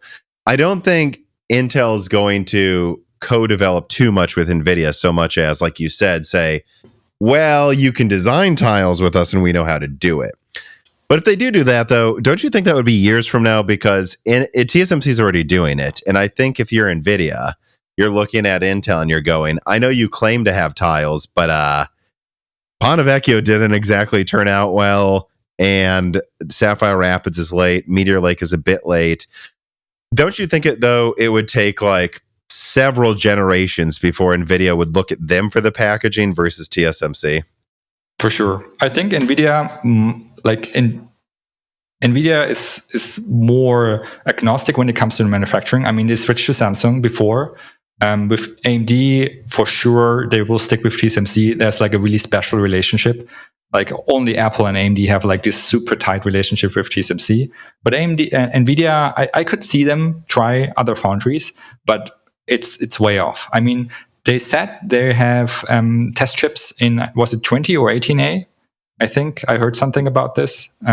Jensen said something in Taiwan that they actually have test chips. Well, I remember I put out a leak a few years ago about how NVIDIA and Pat were already talking about, working together in the future at some point. So test chips, that wouldn't surprise me at all. That's also like a very common sense thing to do, is to get some test chips done and say, hey, let's see if they can even do this at all. Yeah. I didn't see that news, but I wouldn't doubt it at all. Yeah. And so it's not out of the question, but the biggest draw towards TSMC is that they're agnostic. They're not a competitor. And yes, I think Intel is a company that you can trust. I mean, they're a big company in their business relationships, but I think there's always a bigger gap between fabbing at a competitor than compared to fabbing at TSMC. And Intel first needs to prove their process nodes too. Like so far, Intel is a lot of talk, and I'm really excited. I hope Intel 3 and 18A will perform really well, and I hope they have their packaging and their interconnects on top and everything works flawlessly, because we need more competition in the market. But I'm not convinced yet. I actually need to see it to work. Because Meteor Lake's not even out yet, and while I hear generally good things from people on the fab side of Intel, I'd still say I'd be pretty naive if I didn't say I have to see it to believe it after, well, really how delayed. People don't talk about it as much because it wasn't an issue for them because they were so far in the lead at the time, but 14 nanometer was super late, and then also 10 nanometer was. And while I hear good things, I don't just want to see Intel 4 with Meteor Lake come out on time. I want to see Granite Rapids launch in the first half of next year. And I want to see Arrow Lake launch at the end of the year on 28 to a laptop, which is what I hear they're going to use, well, for cheap laptop and some other parts like that. I want to see it happen on time. I will say, though, working with Intel, something that I've heard from some of my contacts, also, I believe Daniel Nenny said this on the podcast, who's, the founder of semiwiki.com. You can say they can air gap things and like they won't share stuff, but everyone I've talked to, like AMD, Nvidia, and other people, even various ARM based companies, say, like even Apple are like, who did use Intel before once, like, we're genuinely concerned if we make stuff at Intel that they will steal some of our ideas. And that's the thing, is when you work with Global Foundries or TSMC, and to some extent Samsung, although I hear it's a concern, but for a graphics card it wouldn't be, by the way. Like, TSMC is not going to do anything with it because they're not competing with you. And this really is a thing that I don't bring up, but people I talk to bring up. Like, why would they not use Intel? And I'm like, oh, is it because they need to prove themselves? And someone always says, oh, also they don't trust Intel. Like, I think this really is a thing where, like, for example, I talked to someone at Nvidia a couple months ago, like, would you guys ever make the GPU chiplets for Intel's stuff? Like, 'cause that'd be pretty cool if, like, you know, Panther like had an Nvidia graphics tile on it. And they said, we would totally consider that, but the only way we would consider that is if we think AXG is so far behind that it doesn't matter if they steal stuff from us, they're never going to catch up. Like, they want to watch AXG crash and burn. And I've heard some people at Nvidia say, we're waiting. Like, if AXG gets completely axed, we're going to just show up the next day and say, we have a solution for you. Okay. So I don't know. I don't know if you have any thoughts on that, but I think there is a lot of concern about corporate espionage, though, with some of these companies. Yeah, it doesn't even have to be immediately. All it needs that, like, some of the knowledge, some of the problems you fixed, they get into the wrong hands from the point of view of the customers. And in the high-end space, that's always a concern. So, like I said, TSMC being agnostic, not a competitor, that's a big value point if you want to fab with them. Like, Intel needs to prove themselves to a point where you're like, I could see Xilinx, like an FPGA or something, switch first, even though Intel wants to compete in that space too right now. So you see all the problems popping up. So yeah, I agree with you. Well, and also let's point this out. Like, this was a video a while ago, but I heard, like, I asked, like, what's with the 108 dies? Like, why was there never a GA 108? Why'd you never make like an MX550 that was its own die? Because I thought Pascal's 108 die, which for people who don't know, that was used for the GT 1030 and the MX 150. I thought that, like, I think it was 80 millimeter square die was actually like really competitive. It was like, they used like 15 watts and was like 20-50% better than competing in integrated graphics. I'm like, it seems to me like AMD used Vega for a little too long in APUs, and Intel just basically used Tiger Lake forever. I think you could have just made a 1024 CUDA core Ampere die, or 1500 probably, and it would have been cool. Like, why didn't you? And they said, well, they thought AMD would go to RDNA on an APU sooner. They had bigger issue. They thought for sure Intel would update their graphics from basically Ice Lake they're basically not doing it until Meteor Lake. And that would have been an opening where they're like, if hindsight was 2020, a contact told me maybe we would have made a 108 Ampere die for laptops, but we just assumed it was too late. And there was no point to making small dies anymore because of how good APUs are getting. But if NVIDIA was using Intel's nodes, Intel may have looked and said, oh, NVIDIA's not making 108 dies anymore. If we beef up our APUs, we have a huge opening here. So it's not even so much stealing information. If Intel knows they're making an NVIDIA product 1 year, they know what they're competing with. And that's they might not have before. Yeah. That's something I didn't think about, yeah. And so tape out to product is a long time. And before the tape out, you start talking to the fab. So it's actually more like 1.5 years before you would know if the certain product will be out or not. And that's ample time to react. Yeah. Well, but how are you feeling about Meteor Lake in general? Like, are you excited for it? How competitive do you think it's going to be? And for that matter, I mean, how good do you think Phoenix is going to be? I'm excited, but I'm also a little bit on the edge. Not really, not physically, but I want to see Meteor Lake to do well, because if I look at the design, if I look at the chiplet layout, and especially like the whole 3D stacked architecture, where you have like an interposer, which can also be active. I mean, you've talked about adamantine, the cache, which doesn't have to be in there. I mean, if you look at the patent, it's a potential. Yeah, they're definitely testing it, but from what I've heard, they may not have it on Meteor Lake. There's like hot chip slides from last year, from 2021, and they specifically talk about the interposer having active silicon for cache. Like, it's definitely something they're not only trying, like the test chips, and they're gonna do. Yeah. I hope so. And I mean, it's really interesting from my point of view, when I look at AMD started this whole chiplet craze, but they started it in the high end, like in the desktop and in the server space. And they used it to produce small chiplets and to just have one tape out and scale up the entire product stack. It doesn't matter if it's entry-level Ryzen or Threadripper or high-end EPYC. It's the same chiplets. But what they haven't introduced until now, I mean, if you don't count the what's the chiplet architecture for mobile, the current Zen 4 called. They're also releasing one with X3D. It's basically Dragon Range. Yeah, Dragon Range. I mean, they have chiplets in mobile right now, but it's a desktop chip package for mobile chips. And if you look at the actual mobile chips, AMD is monolithic. Like they're sticking to monolithic. And Intel, on the other hand, I mean, if you disregard Sapphire Rapids, which has problems and is more like 4 big tiles, their desktop lineup so far is monolithic. And they're starting with chiplets in mobile. They're starting in mobile. It's the other direction opposite. from AMD. Yeah. And the integration, these chiplets, and in the beginning when I heard the name tile, I'm like, can you just not call it chiplets? I mean, but if you look at it, it's so closely together. It actually looks like tiles, and it has a much lower energy penalty.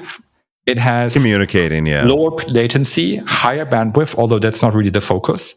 And the chips are much closer interconnected. It's a detrimentally different approach from Intel. It's also more costly, it's more complex, but I think it's a super interesting design to build something and then enter the mobile market with it. And I want it to succeed because the design is really, it's cool.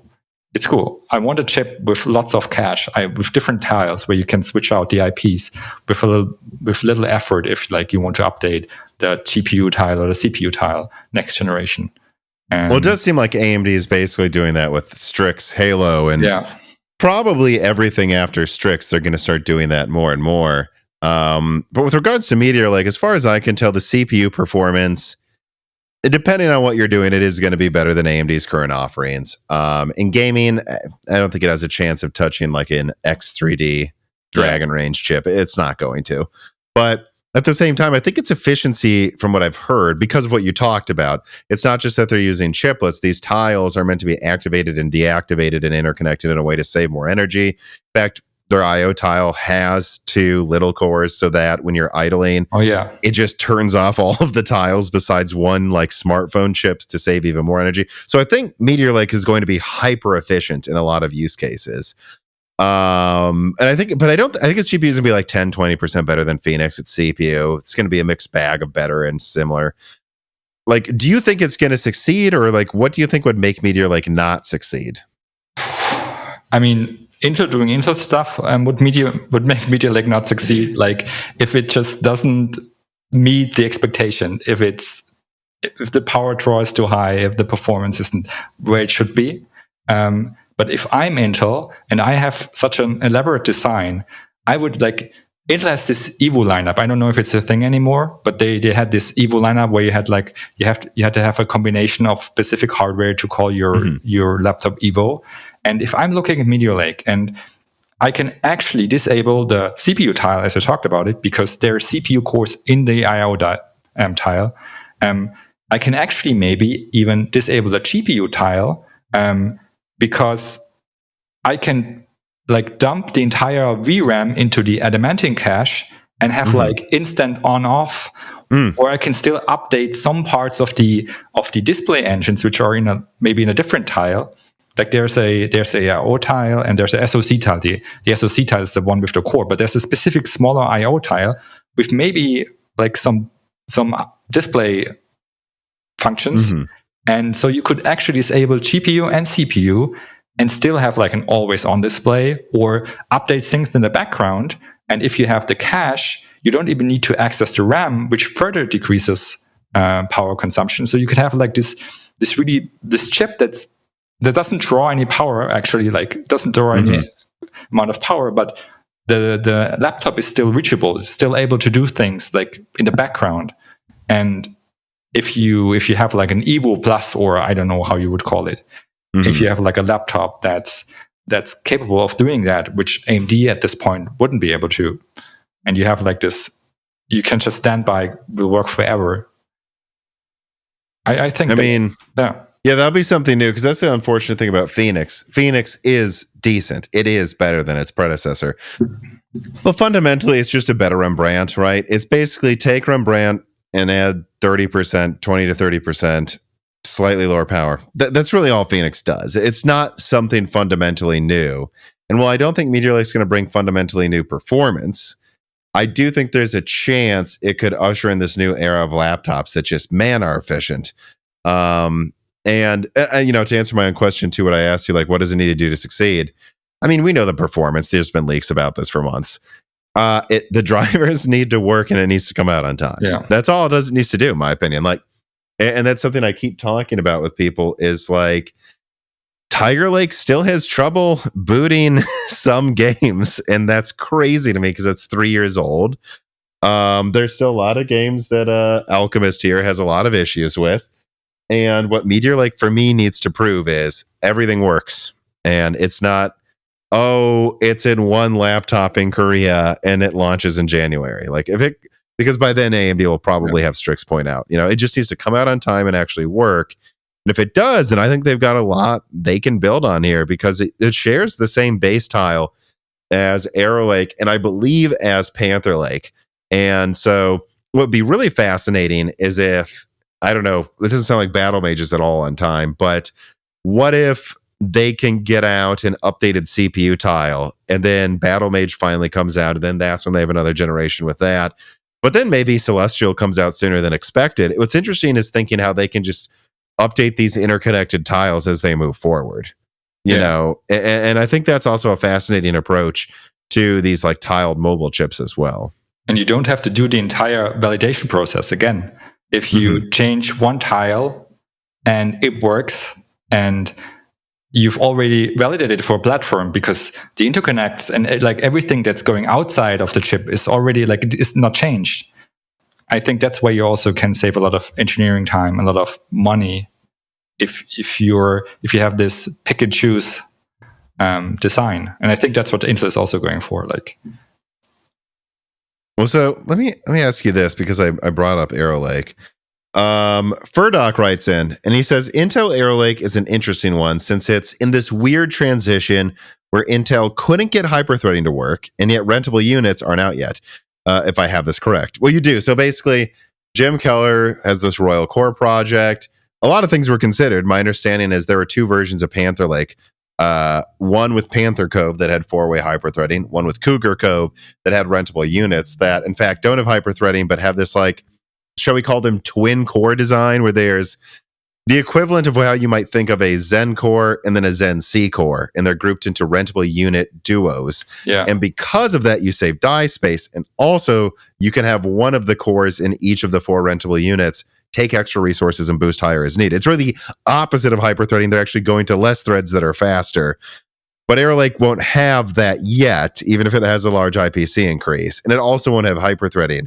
So I think it might be in an awkward stage. And Furdock asks, many people are going to be asking whether they should just upgrade to Zen 5 X3D instead, or keep waiting for Arrow Lake next year. With Zen 5 looking like a big performance increase, which is to say probably at least as good as Zen 4, and Arrow Lake being an even bigger one, but no hyperthreading, what do you guys think about that? What would you recommend people buy or wait for? Zen 5, which is just another 25 to 35% increase, same 16 cores and hyperthreading, or wait for something that might be 40% better than what we have now, but is 8 plus 16 and no hyperthreading. What do you think the general zeitgeist will flock towards as well? Yeah. It's a super interesting question, because especially what you talked about with rentable units. When I first heard you talk about rentable units, it took me a while to understand the concept. But I first want to answer his question. So with CPUs, and especially with CPU performance right now, I feel like Zen 3 X3D is still where you don't need more. Like, I currently have a 5800 X3D in my system, and like Zen 4 is better, Zen 4 X3D is better, no question. And Raptor Lake can also outperform it, depending on what clock speeds you're on, what memory you're on. And there's no question about it. But is how much CPU performance do you actually need? Because if you're a gamer, you're going to be graphics limited, and a Zen 3 X3D will be more than enough. And if you're someone who's looking for a more cores, then the X3D models won't be the SKUs you're looking at. So it's like these CPUs, like the current CPU generation is like, for me in this space where I'm like, if I'm buying a new system, yes, of course I'm buying Zen 4 or Raptor Lake. But if I have something that's capable, I'm not enticed to upgrade right now. Like I have zero, I don't think about upgrading to Zen 4 for no, I don't, because there's no value for me. And regarding Zen 5 and Arrow Lake, my gut feeling is that Zen 5 will be faster. I think Zen 5 looks like AMD's is actually taking a huge step. And as you said, Arrow Lake is more like an in-between. Of course, I could be wrong. Maybe it's the other way around. But now, do you mean better at everything or better in multi-threading or single-threading? Honestly, my gut feeling is better at everything. I could be wrong, but I think Zen 5 has the potential to be a huge step in single core, and AMD already has a lot of multi-thread performance, and especially Zen 5C. Like, if I'm AMD, I would release a 64 core Zen 5C Threadripper or something like this on a small die, and have a lot of performance there. And Arrow Lake is really in this, as he said, it's in this weird space. And I have to see how it performs before I can judge that. But rentable units are a super interesting concept. And we're not going to see them until Panther Lake anyways. Yeah, but it screams Jim Keller. I think when I read about it, the first thing I thought was Bulldozer. It's core multi-threading. Bulldozer's idea was like you have basically one core that's really beefed up, but then you have two execution paths. Like you can basically treat it as a dual core or as a single core. And that has been something Jim Keller has wanted to do for a while. I heard rumors back at K8 and K9 and K10 that AMD was trying to work on that and Jim Keller was trying to work on that. And I remember you have like a video where you talk about that you could talk with Jim Keller at some point, remember? Like at some Hot Chips. Yeah, I met him in person at Hot Chips in 2019. That was a while ago, and he was talking about it there over beers with people. Like that was like, so yes, this has Jim Keller's fingerprints all over it. Yeah. And I think the double front end for a big core, it's actually a really interesting idea, because if you have something that needs a lot of IPC, you just treat it as one core. But if you have tasks that don't need all the execution units, with the doubled front end, you have suddenly two cores. And that's a really interesting design. But again, it's challenging for the thread director. Like, how do you actually manage it on a software, on an operating system level? And something else I thought about is Intel's current strategy is the performance and efficiency cores. And Intel's efficiency cores, they can really cram a lot of. I mean, is Arrow Lake is supposed to go to up to 32, if I remember correctly, the current yes, rumors. my understanding, at least from my end, the people I've talked to, is that it's likely, though, mid to late next year, Arrow Lake launches 8+16, and that'll probably be called the i7. There is an 8+32, but they almost didn't launch it. Then hyperthreading got axed, and they're like, well, we need more threads. So I think there's a chance the 8+32 variant, though, might not launch until early 2025, maybe even a little later than that. And so I think that is actually a mega headwind here, because if Arrow Lake was launching at the same time as Zen 5 with 40 cores total, I think Arrow Lake just wins. But then you have to wonder, like, well, but if Zen 5 comes out first, and then it's only competing with 8+16 with no hyperthreading, and then they add X3D, is there going to be a loss of initiative there? But I'm sorry, go on. And even if it stays with 8+16, even if it stays in the current configuration, Intel's approach currently is you have the big performance cores for the single thread performance, and you have a lot of efficiency cores to handle the multi-thread, which kind of makes sense to let go of hyperthreading, because you're going multi-thread with the E cores. But if you now implement these rentable units into your performance cores, which means that basically 8 performance cores would be 8 really big cores or 16 smaller cores for multi-thread workloads. And then on top, you have the efficiency cores. Suddenly you have like 3 different types of cores. Like if you have a task, will it run on the performance or the efficiency cores? And if it runs on the performance cores, will it run in the reverse SMT mode and see it as one core? Or will it run in the, I'm going to call Maybe it doesn't need to. I'm just spitballing here. Does it even need to see that it's 2 cores in a rentable unit? Maybe it's better to just see it as 1 and it just gets it done quicker and then it gets it done slower, but the app sees it as whatever. I don't know. Like there's a chance they may want it to see it that way. Yeah, for sure. But at some level, you have to manage it. And I think it's going to be even more complicated. So if I'm Intel and I have this, I basically got Bulldozer done right, because Bulldozer at a like schematic level, like at the basic level, was a really great idea. I mean, Jim Keller, like I think this is his idea. Yeah, he left AMD and maybe they took one of the things he was talking about and tried to do it, but failed to, or something. Yeah, and if I suddenly have this, if it suddenly works and I have a design with a huge IPC increase and it can split into smaller cores for multi-thread performance, why would I then add additional E-cores? It's really interesting, and I want to see how Intel is managing that, because it would be super cool to have a design with like, it's almost like morphing design, you know?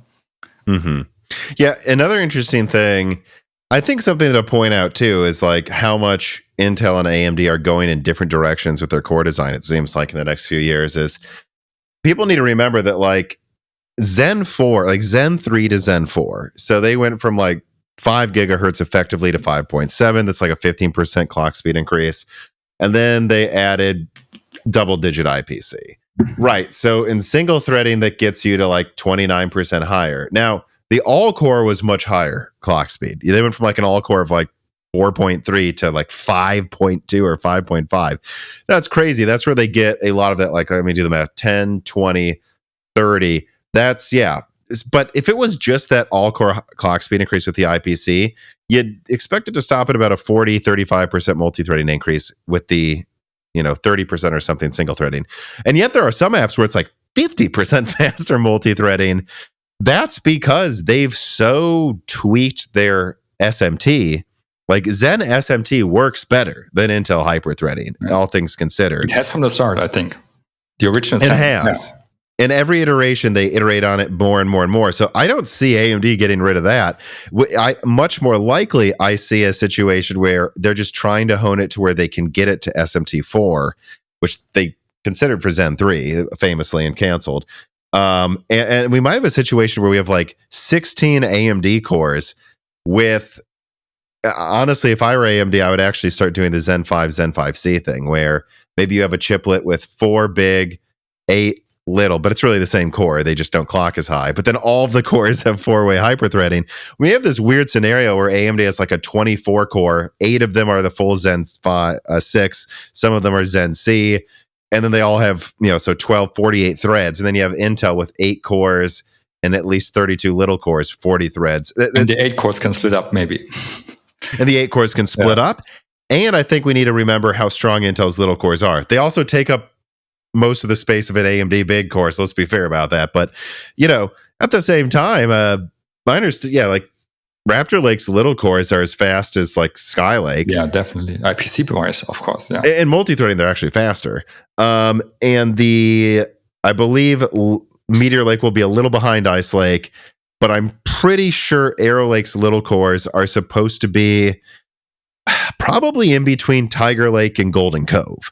So when you see 8 plus 32, we're getting 8 cores that are these weird rentable unit cores eventually, but they're like twice as fast as what we have now. And then they have 32 little cores that are almost as fast as Alder Lake's big cores. But then maybe AMD has 4-way hyperthreading, and their cores are also a lot faster as well with a ton of cache. So I think there's a reason, you would get rid of hyperthreading at a certain point, because if you have little cores as fast as Golden Cove, why do you need hyperthreading? It's a different strategy. And Zen 4C is actually something that's most people don't really acknowledge it because it's only like a server. It's a cloud first product. But if you look at it, it's the same ISA. It's the same IPC. If you disregard the half the size of the L3 cache, it's the same core. And just by redesigning and the layout, I think they reduced it by 40%. It's just I think it was like 35. Yeah, close like enough. By a huge amount. It's this tiny core, which it doesn't clock as high, but it's also more power efficient, and it has the same IPC. It's the same everything. You don't need to do anything. In fact, you don't need to do anything really. I've heard they're doing a little bit with Zen 5, but you don't need to do much with the thread director because already apps just choose the fastest core, so it's already solved. And it's like a generational leap, but it's the same generation. And like with Intel and the E cores and the P cores, when I first heard about Alder Lake and the performance of the efficiency cores, I'm like, and the power consumption of the performance cores, I thought, why not just focus on the E cores? Why not dish the I've P heard cores? a lot of people say that, like, why not just make these better? These seem better. Yeah, and with AMD, I'm with the same IPC and a little bit lower clock speeds. I understand the idea behind the kind of mixed cores in mobile chips. But if I'm AMD, I would go only Zen 4C because die space is really valuable. You can have a die space advantage. You have a cost advantage. And in mobile, chips won't clock that high anyway. And efficiency is more important. So if I'm AMD, I would have released like a 8-core Zen 4C or 8-core Zen 5C APU only. Like, why even put the larger cores on there? Well, and I think AMD is realizing this for some of their products. Like early Sienna info I had was they're going to have a 32-core like Zen 4 option, and then they're going to have a 64-core Zen 4C option. They announced only the C version, and everything I hear is they may make a Threadripper that uses Zen 4, but they're only using C cores with a lot of server chips moving forward because they've realized for like 90% of customers, they should basically just be using the C cores anyways. But speaking of C cores and stuff, I actually have an interesting reader mail here. So Chris Rich writes in and asks, for Zen 5, AMD seems to have 3 variations on their CCD chiplet. You can have a standard 8-core, you can have a standard 8-core with V-cache, or you can have a cloud variant that has 16 cores. So let me throw another possibility. Maybe a chiplet with 4 standard cores and 8 cloud cores, like Strix is looking like it's going to have. Let's say AMD offered you, Max, to make for free a special Ryzen processor Max Edition with any of those 4 options for CCDs. What options would you want? And again, it's 8 Zen 4, let's call it Zen 5, 8 Zen 5, 16 Zen 5C, 8 Zen 5 V-cache, and then also there's the option for 4 plus 8. How would you configure a 2 CCD chiplet? Which ones would you use? All of one? Which one? Or a combination of which ones? Okay. So again, you said 4 cores with X3D, 8 cores without, or 16 C cores. Oh, sorry. 8 Zen 5? Yeah. 8 Zen 5 with V-cache, 16 Zen 5C, or a Strix-like offering where it's 4 big, 8 little for a CCD. And you can mix and match. What would you do? Okay. Honestly, like when I was only a gamer and I used my PC only for gaming and surfing, I would have definitely said Zen 5 X3D because that's what I want. But since I started YouTube and editing videos, and at some point I maybe want to switch to 4K, which will increase the performance demands. So I would actually, it's kind of boring, I would stick with 16 Zen 5C cores because so 32 total. 2, that's it. And maybe they only hit 4 gigahertz, but that's what you go because then I can comfortably go to 4K, and I'm pretty sure gaming would be still decently fast enough with Zen 5C. But of course, it's more interesting if you have 8 cores with X3 and 16 Zen 5C cores, and you actually can just, I would just disable the Zen 5C cores for most of my usual use. And then when I'm editing, I would activate them. And you can create it's a little bit like the 7950 X3D right now with one chiplet with X3D and the other one without, just the other one with twice the amount of cores. Like there's products AMD could offer which could be the fastest at gaming and the fastest in productivity if you do it that way. So the question is, will they do it? Yeah, because so far in every roadmap, what I've seen is just 16 cores for Zen 5, assuming the standard, and then X3D versions come out and they call it a day. Yeah. So I don't know, frankly, if that's just to hide that they have another option. I think we have to understand, it's totally plausible that AMD is putting that on every roadmap because they know what they can do. It's like they just don't want anyone to leak what their real plans are, maybe very high up. But I can't help but think that the major issue with the 7950 X3D is that they had to handle, apps choose the fastest cores. Well, but that's a problem in a game because they want the fastest cores, but actually you don't because the X3D cores clock lower. Yeah. That problem would be solved if what they did is Zen 5 X3D on one chiplet and then on the other chiplet 16 Zen 5C cores, because I don't think they're still not going to clock as fast as the Zen 5 X3D cores. And so there would be, you don't need the Xbox game bar. You don't need to do any of that dumb stuff. And I can't help but think to myself, I wonder if what their plan is to have the top chip be 8 Zen 5 X3D plus 16 Zen 5C, and then go down from there the whole lineup and call it a day. And there will be a 16 core version, but that'll be in the, maybe 2/3 up the lineup. That's what I'm wondering. The only wild card that I think would be really interesting is if they did, because actually my answer would be, I don't know if this is something they can do, but Chris Rich brought up the idea of a hybrid CCD. Well, actually, then if they could do this, I want 4 plus 8 on one CCD with Vcache plus 16 Zen 5C for a total of what would that be? 28 cores. Because I really only need 4 Zen 5 cores. I don't need more cores than that to go above 5 gigahertz. If you gave me that and put Vcache on that chiplet as well, yeah, I don't know. And I can't help but wonder if that would be better in some games, because some games have a huge latency penalty when they have to leave the CCD too. Yeah. But you'd have 12 on it then. I mean, AMD could definitely do crazy things for sure. And I'm pretty sure they're if you're at a level where AMD is at, you're constantly trying to push the boundaries.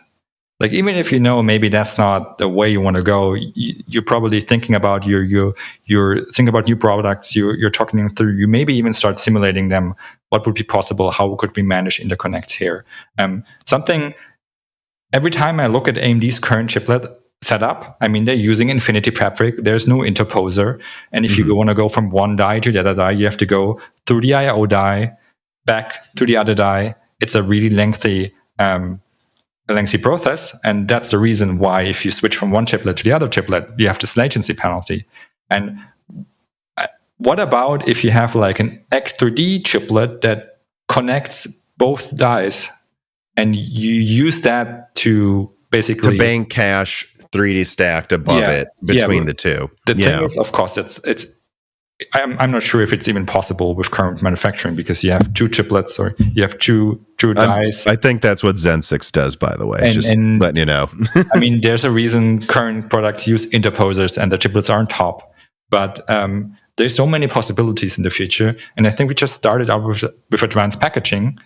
And if you go back a couple of years, chiplets were this crazy idea, and now chiplets are everywhere. And I think we just started. We just saw the beginning. And in 5 years, there will be designs where we think MI300 was actually not that complex. Yeah, let me throw at least one more question at you though, because I think this is an interesting one to kind of tie up what we're talking about.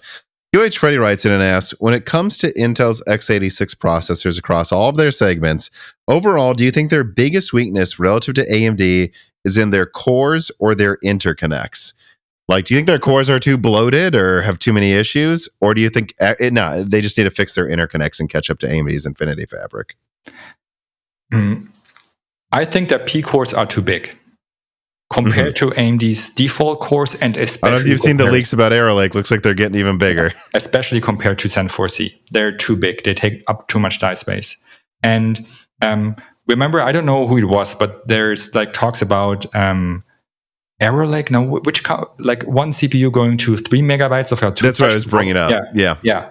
And at first I'm like, what's the benefit? I mean, there was already barely a benefit going from 1.25 megabytes cache on Golden Cove to 2 megabytes on Raptor Cove. Like, why go right? And as far as we can tell, Raptor Cove doesn't really have higher IPC. My understanding is that extra cache was so the IPC would scale to 6 gigahertz and beyond. It's the same thing with Zen 5 and Zen 5C, or Zen 4 and Zen 4C, is Zen 4C has the same IPC as Zen 4 because it doesn't need more cache to have the same IPC at like 3 gigahertz. Yeah. That's why. And maybe it's because they want Arrow Lake to hit 6.5 gigahertz. Maybe, but also something I would consider is that Intel's ring bus, if you have a lot of P cores, like you have 8 P cores and you have 16 E cores connected to the same ring bus and the same L3 cache, and if the whole CPU is under load and every core at some point wants to access the L3 cache and has to use the ring bus, you're saturating the ring bus. You're slowing down the system. It will cost a lot of energy if all the cores are constantly accessing the L3 cache, and all the cores will be in each other way. Like core 1 wants this part of the cache, and like it's a saturation problem. And if you increase the local L2 cache, which is at least for the P cores per core, and I mean for the E cores it's per core cluster, you reduce the amount of times these cores actually have to access the L3 cache and thus the ring bus. So I think Intel has, the P cores are too big, and they're getting to a point where their ring bus design might have issues with how many cores are connected. Because AMD is limited with their chiplets. I mean, yes, they have a lot of cores, but in each chiplet right now, they still only have 8 cores, and with Zen 4C, they only have 16 cores.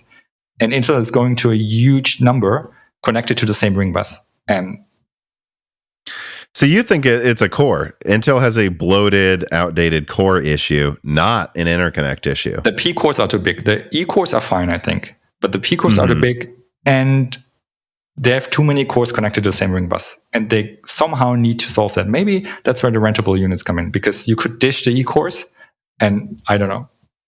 I think it is, that actually when I was finally, because I put out my explanation of how rentable units work when Brian Heemskirk was recently on. And in that conversation, they didn't show on screen though, with someone at Intel, the person was like, just to be clear, Intel's aware their P cores are too big and Arrow Lake should be the last one. Like, Cougar Cove is supposed to solve that. Maybe even Lunar Lake will, honestly. Lunar Lake, which I believe is 4+4, so far doesn't seem like it has rentable units. I guess we'll see if it ends up getting them. But that's where like the test chip is for Cougar Cove, I think, and so on and so forth. So I think, and that's where the rentable units come in as well, is they're trying to save die space by letting resources be shared between 2 cores on a rentable unit. But that's the problem for Intel, though, is that is 2 years away. So at least maybe 3. And for Intel, then I think they're just going to have more expensive to make things that just giant cores, It's, they have to compete, and I hope it works because we need competition. It wasn't fun when Intel was basically the only CPU manufacturer between 2010 and 2017. And it wouldn't be fun if AMD got in a dominant position. I mean, they're pretty far away, but it wouldn't be fun the other way around too, because AMD wouldn't be the nice guy.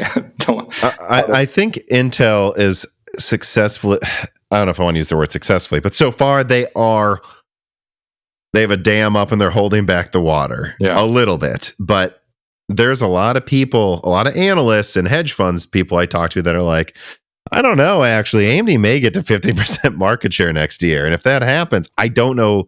I think that's when Intel is going to have to make some really hard decisions, like gutting AXG further, they already kind of have. And they've already killed off NUC or sold it to Asus, basically. Like, they're going to have to start gutting more and more and more stuff to the point where they're basically only making client and server anymore. Yeah. And I just wish this stuff we're talking about with rentable units was coming out next year, because as impressive as Cougar Cove and Panther and Nova Lake sound, I don't know. I think Zen 6, you've already hypothesized, I believe, by the way, something I've heard is how it's going to work. And I think I just worry, if it's a little too late, because I don't think AMD's in any position to milk the market right now. But man, if they got out Zen 6 before even Panther Lake, it could be pretty bad, I think. AMD has to execute. And if you look at the server market, AMD right now is a point where enough companies have adopted AMD's ecosystem that I think like it's like a house of cards. And even though AMD had better server products for quite a few years or few generations right now, they had to dig into the Intel market share, into all the companies that have used Intel servers for decades. But every company that switches, every server that switches, not only increases the company's exposure to AMD, it increases how much software, how much people are working on optimizing stuff for AMD hardware. And AMD is, I think, at the tipping point where they have, especially in server, where they will become a really big problem for Intel, because so far they only had better products, but now they have better products and they're accepted in the market. And that's a dangerous They're at that threshold. Yeah. And that was something an anonymous server engineer who comes on every couple of years brought up, is it's like, once you get over 35% market share, you're over a third. It kind of starts to look like half, and it's basically regarded as if there's two options, and people aren't afraid to use you. It's not like, oh, well, there's this tiny little upstart. They're like, no, AMD or Intel, which one you want? And the second that switch happens in purchasing decision makers' minds, that's where it's like starting to just becoming a coin flip if Intel can hold any business. Yeah. And the problem is Intel's entire business is built on holding most of the market, and AMD's right about there, I guess the final question I want to ask that I think is a good one to close out on is Chris Rich writes in and says, for x86 processors, what do you think Intel and AMD could learn from each other, particularly with regards to chiplets? So like, what does Intel need to learn from AMD, and what does AMD need to learn from Intel? I think Intel needs to learn that sometimes less complex isn't a bad thing. I feel like, being like focusing on designs that are a little bit smaller, a little bit more less ambitious. That's something. I mean, if you look at AMD's at Intel's failure with the product process nodes, it was always the case that their process nodes were too ambitious. Like, we're going to 14 nanometer, but it has to be this much better, and we're going to 10 nanometer, but it has to be this much better. And as soon as you're not the monopolist anymore, that's a problem. And I feel like that's the same thing that led to these huge peak wars. Because at some point, someone has to say, well, that's enough. The core is big enough. We have enough IPC. Yes, we could change things. Yes, we could add things. But in the end, sometimes less is more. And what AMD could learn from Intel is, that's a good question. What could AMD learn from Intel right now? I think the E-cores are something that AMD has to look into. I mean, they have smaller cores for sure, but I feel like what Intel has designed with the E-cores is really, really interesting. And I think AMD also needs to look at Meteor Lake, because it's a completely different approach to chiplets. It's much more closely integrated. It's a much tighter design, and if Meteor Lake performs well, Intel AMD needs to be on its toes. Yeah, I mean, what I put down, actually, and this is something I've heard contributors like Carbon Cry mentioned to me, and other people as well, is that AMD's FPGA and simulation and projecting for architecture capabilities seems to be generations ahead of Intel. Like RDNA 3, this was some scandal at the end of last year, that Navi 31 uses A0 silicon. Oh, yeah. Meaning it's not like the first probably beta chip they made, but it's the first productizable chip they made, and then they sold it. And I look at Turin. I've leaked benchmarks of Turin. They're already chopping the charts. Those A0 silicon. It seems like if AMD really wanted to, they could have sold Zen 5 Turin now as A0 silicon, but it's, they're going to make it a bit better. And Navi 31 ended up below expectations, but it was A0 silicon. I suspect there was a B0 that failed and they just had to launch it. You can say that's bad, but you can also say, wow, that's impressive that they can design something, simulate it with FPGAs, and it actually works the first day you make it. And I don't remember what it's on, but I believe Sapphire Rapids is on like C8 silicon or some absurd I read about it. It's iteration. And I think if there's something Intel needs to learn is, all right, you design this thing, get better at simulating what the bugs will be before you make A0. My God. And that is where all these delays come from. Meteor Lake was supposed to come out against Phoenix, and Sapphire Rapids was supposed to launch 2 years ago, but they didn't. It's actually very funny to go look at my Sapphire Rapids leaks from 2019 and realize it didn't really come out until this year. I followed the whole thing. Yeah, was always a next year product. Yeah, and then it was, we'll come out at the end of the year, and then it didn't. And that is what Intel needs to learn is your stuff. I mean, heck, Sapphire Rapids could have had 48 cores, but if it came out 2 years ago, way better situation against 64 Zen 3 cores. Yeah, it's just absurd. And that's what Intel needs to learn, clearly, and a lot of that is how they work together and so on and so forth. That's my answer to the question, although if I didn't really think ahead of time about what AMD could learn from Intel, but I think the one thing I can come up with now is they need to start learning to go for more markets at once. And Intel can do it because they're big. Maybe they went for too many markets. Look at AXG. That was a disaster. But AMD needs to start coming up with ways to have all of their segments iterate consistently.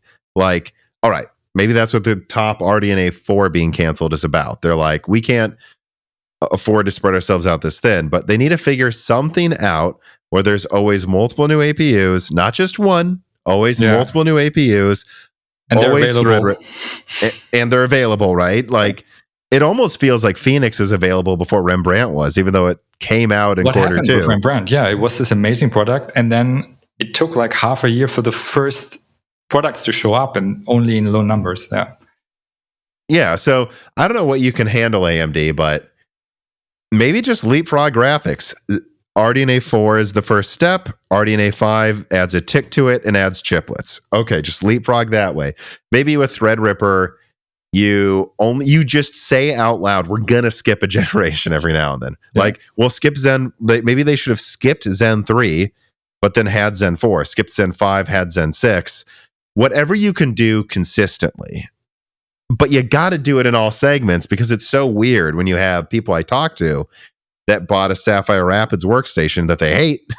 Yeah. But they did it because there's no Zen 4 and Zen 3 is practically wasn't there. And if people could just know every year we're going to have 3 new APUs, every other year we'll have Threadripper, every year there will be a new EPYC or something, or every 2 years there'll be a new EPYC. I think that kind of consistent overlapping is what AMD needs to get better at. And frankly, I think they have realized that. But, I'm sure Intel's realizing they can't keep having everything delayed 2 years. But if I looked at what both companies did well, it's like Intel always has new stuff in every department. AMD always needs it. Maybe it's every 2 years, but they always need it. And we need to be able to predict it. Because if we can't predict it, this is where people get mad at Radeon. We don't know when a new flagship's coming out. We don't know when Threadripper is coming out, and we're just like, do I wait? Maybe I'll just buy Intel or Nvidia because I don't know what you're doing, AMD. Yeah, Intel has built up this ecosystem with a lot of partners with deep ties, and the partners know that Intel can deliver. Like, of course, they have their problems with the products, but if Intel releases a new lineup, it's everywhere immediately because they have the channel partners ready. And I think AMD just grew very quickly from a technology point of view, but the channel and customer side of things at AMD are still a little bit behind, because AMD just grew so quickly that they're just still a little bit stuck in this mode. We're the underdog, which when it comes to servers and CPUs, they're not anymore. They need to up their game. And again, I don't know what that game is. Maybe you just leapfrog. Zen 4 lays out the architecture. Zen 5 has a slight upgrade. Like, because Zen 2 really wasn't that fundamentally different than Zen Plus. It really wasn't, but it went to chiplets. Stop trying to do everything at once and then not launching anything. Just give us something predictable, Well, I think that's a good note to end on. We got through most of the questions and subjects we wanted to, I think, in a slithering all over the place way like usually happens on this show. But is there anything else you wanted to talk about while you're here? Tom, there's always something I want to talk about. Like, I could talk another 2 hours with you. But I think we covered most of the stuff we wanted. And new things will come up for sure. For sure they will. And I have a feeling you'll be coming on the show again sometime in the future as well, because I think this was a bit different than other episodes like this, but it was one of those episodes where we can talk about anything. Yeah. And so, like you said, and like Brian Heemskirk says too, we could probably talk for 5 hours, but and I really enjoyed it. Well, I hope your fans did as well, but for people who aren't your fan yet, please tell them where they can find you. You can find me on YouTube, and my channel is just @HighYield.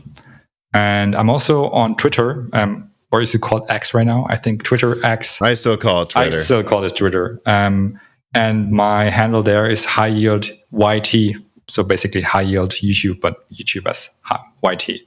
But that's everything. Like my Twitter account has like 800 followers or something.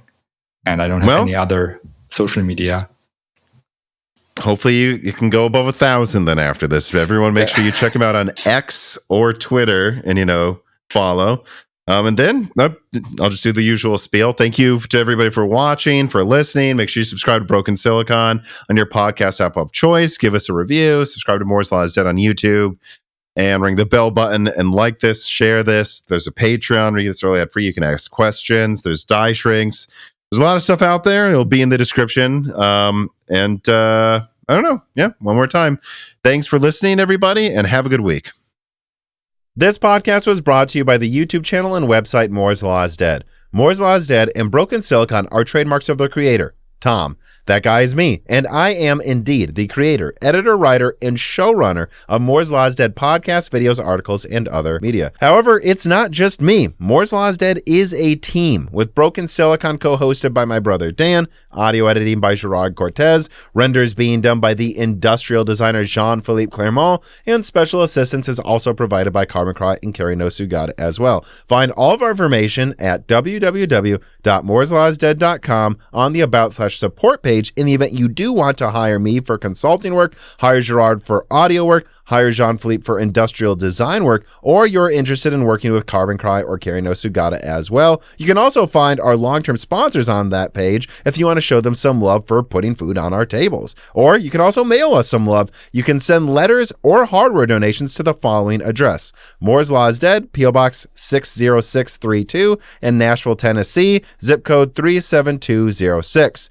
Although, to be honest, the best way to show Moore's Law is Dead some love is to support us on Patreon. Patrons are what makes Moore's Law is Dead content truly possible. Every month, and really every day, depending on who you're talking about, me, Gerard, Dan, and Jean-Philippe are working tirelessly to provide a steady stream of content that we could not keep doing unless we knew the work was possible without being reliant on sponsors dictating every little thing we put out. Don't get us wrong. We love our sponsors, but we love directly working for you, our fans, much more. If you have any extra money, even a couple free dollars a month, consider supporting us directly on Patreon. Those couple of monthly dollars will get you access to the exclusive podcast Die Shrink, voting on subjects of future podcast episodes, the ability to ask guest questions, and of course, access to the Moore's Law is Dead Discord full of like-minded people who I am sure would love to meet you.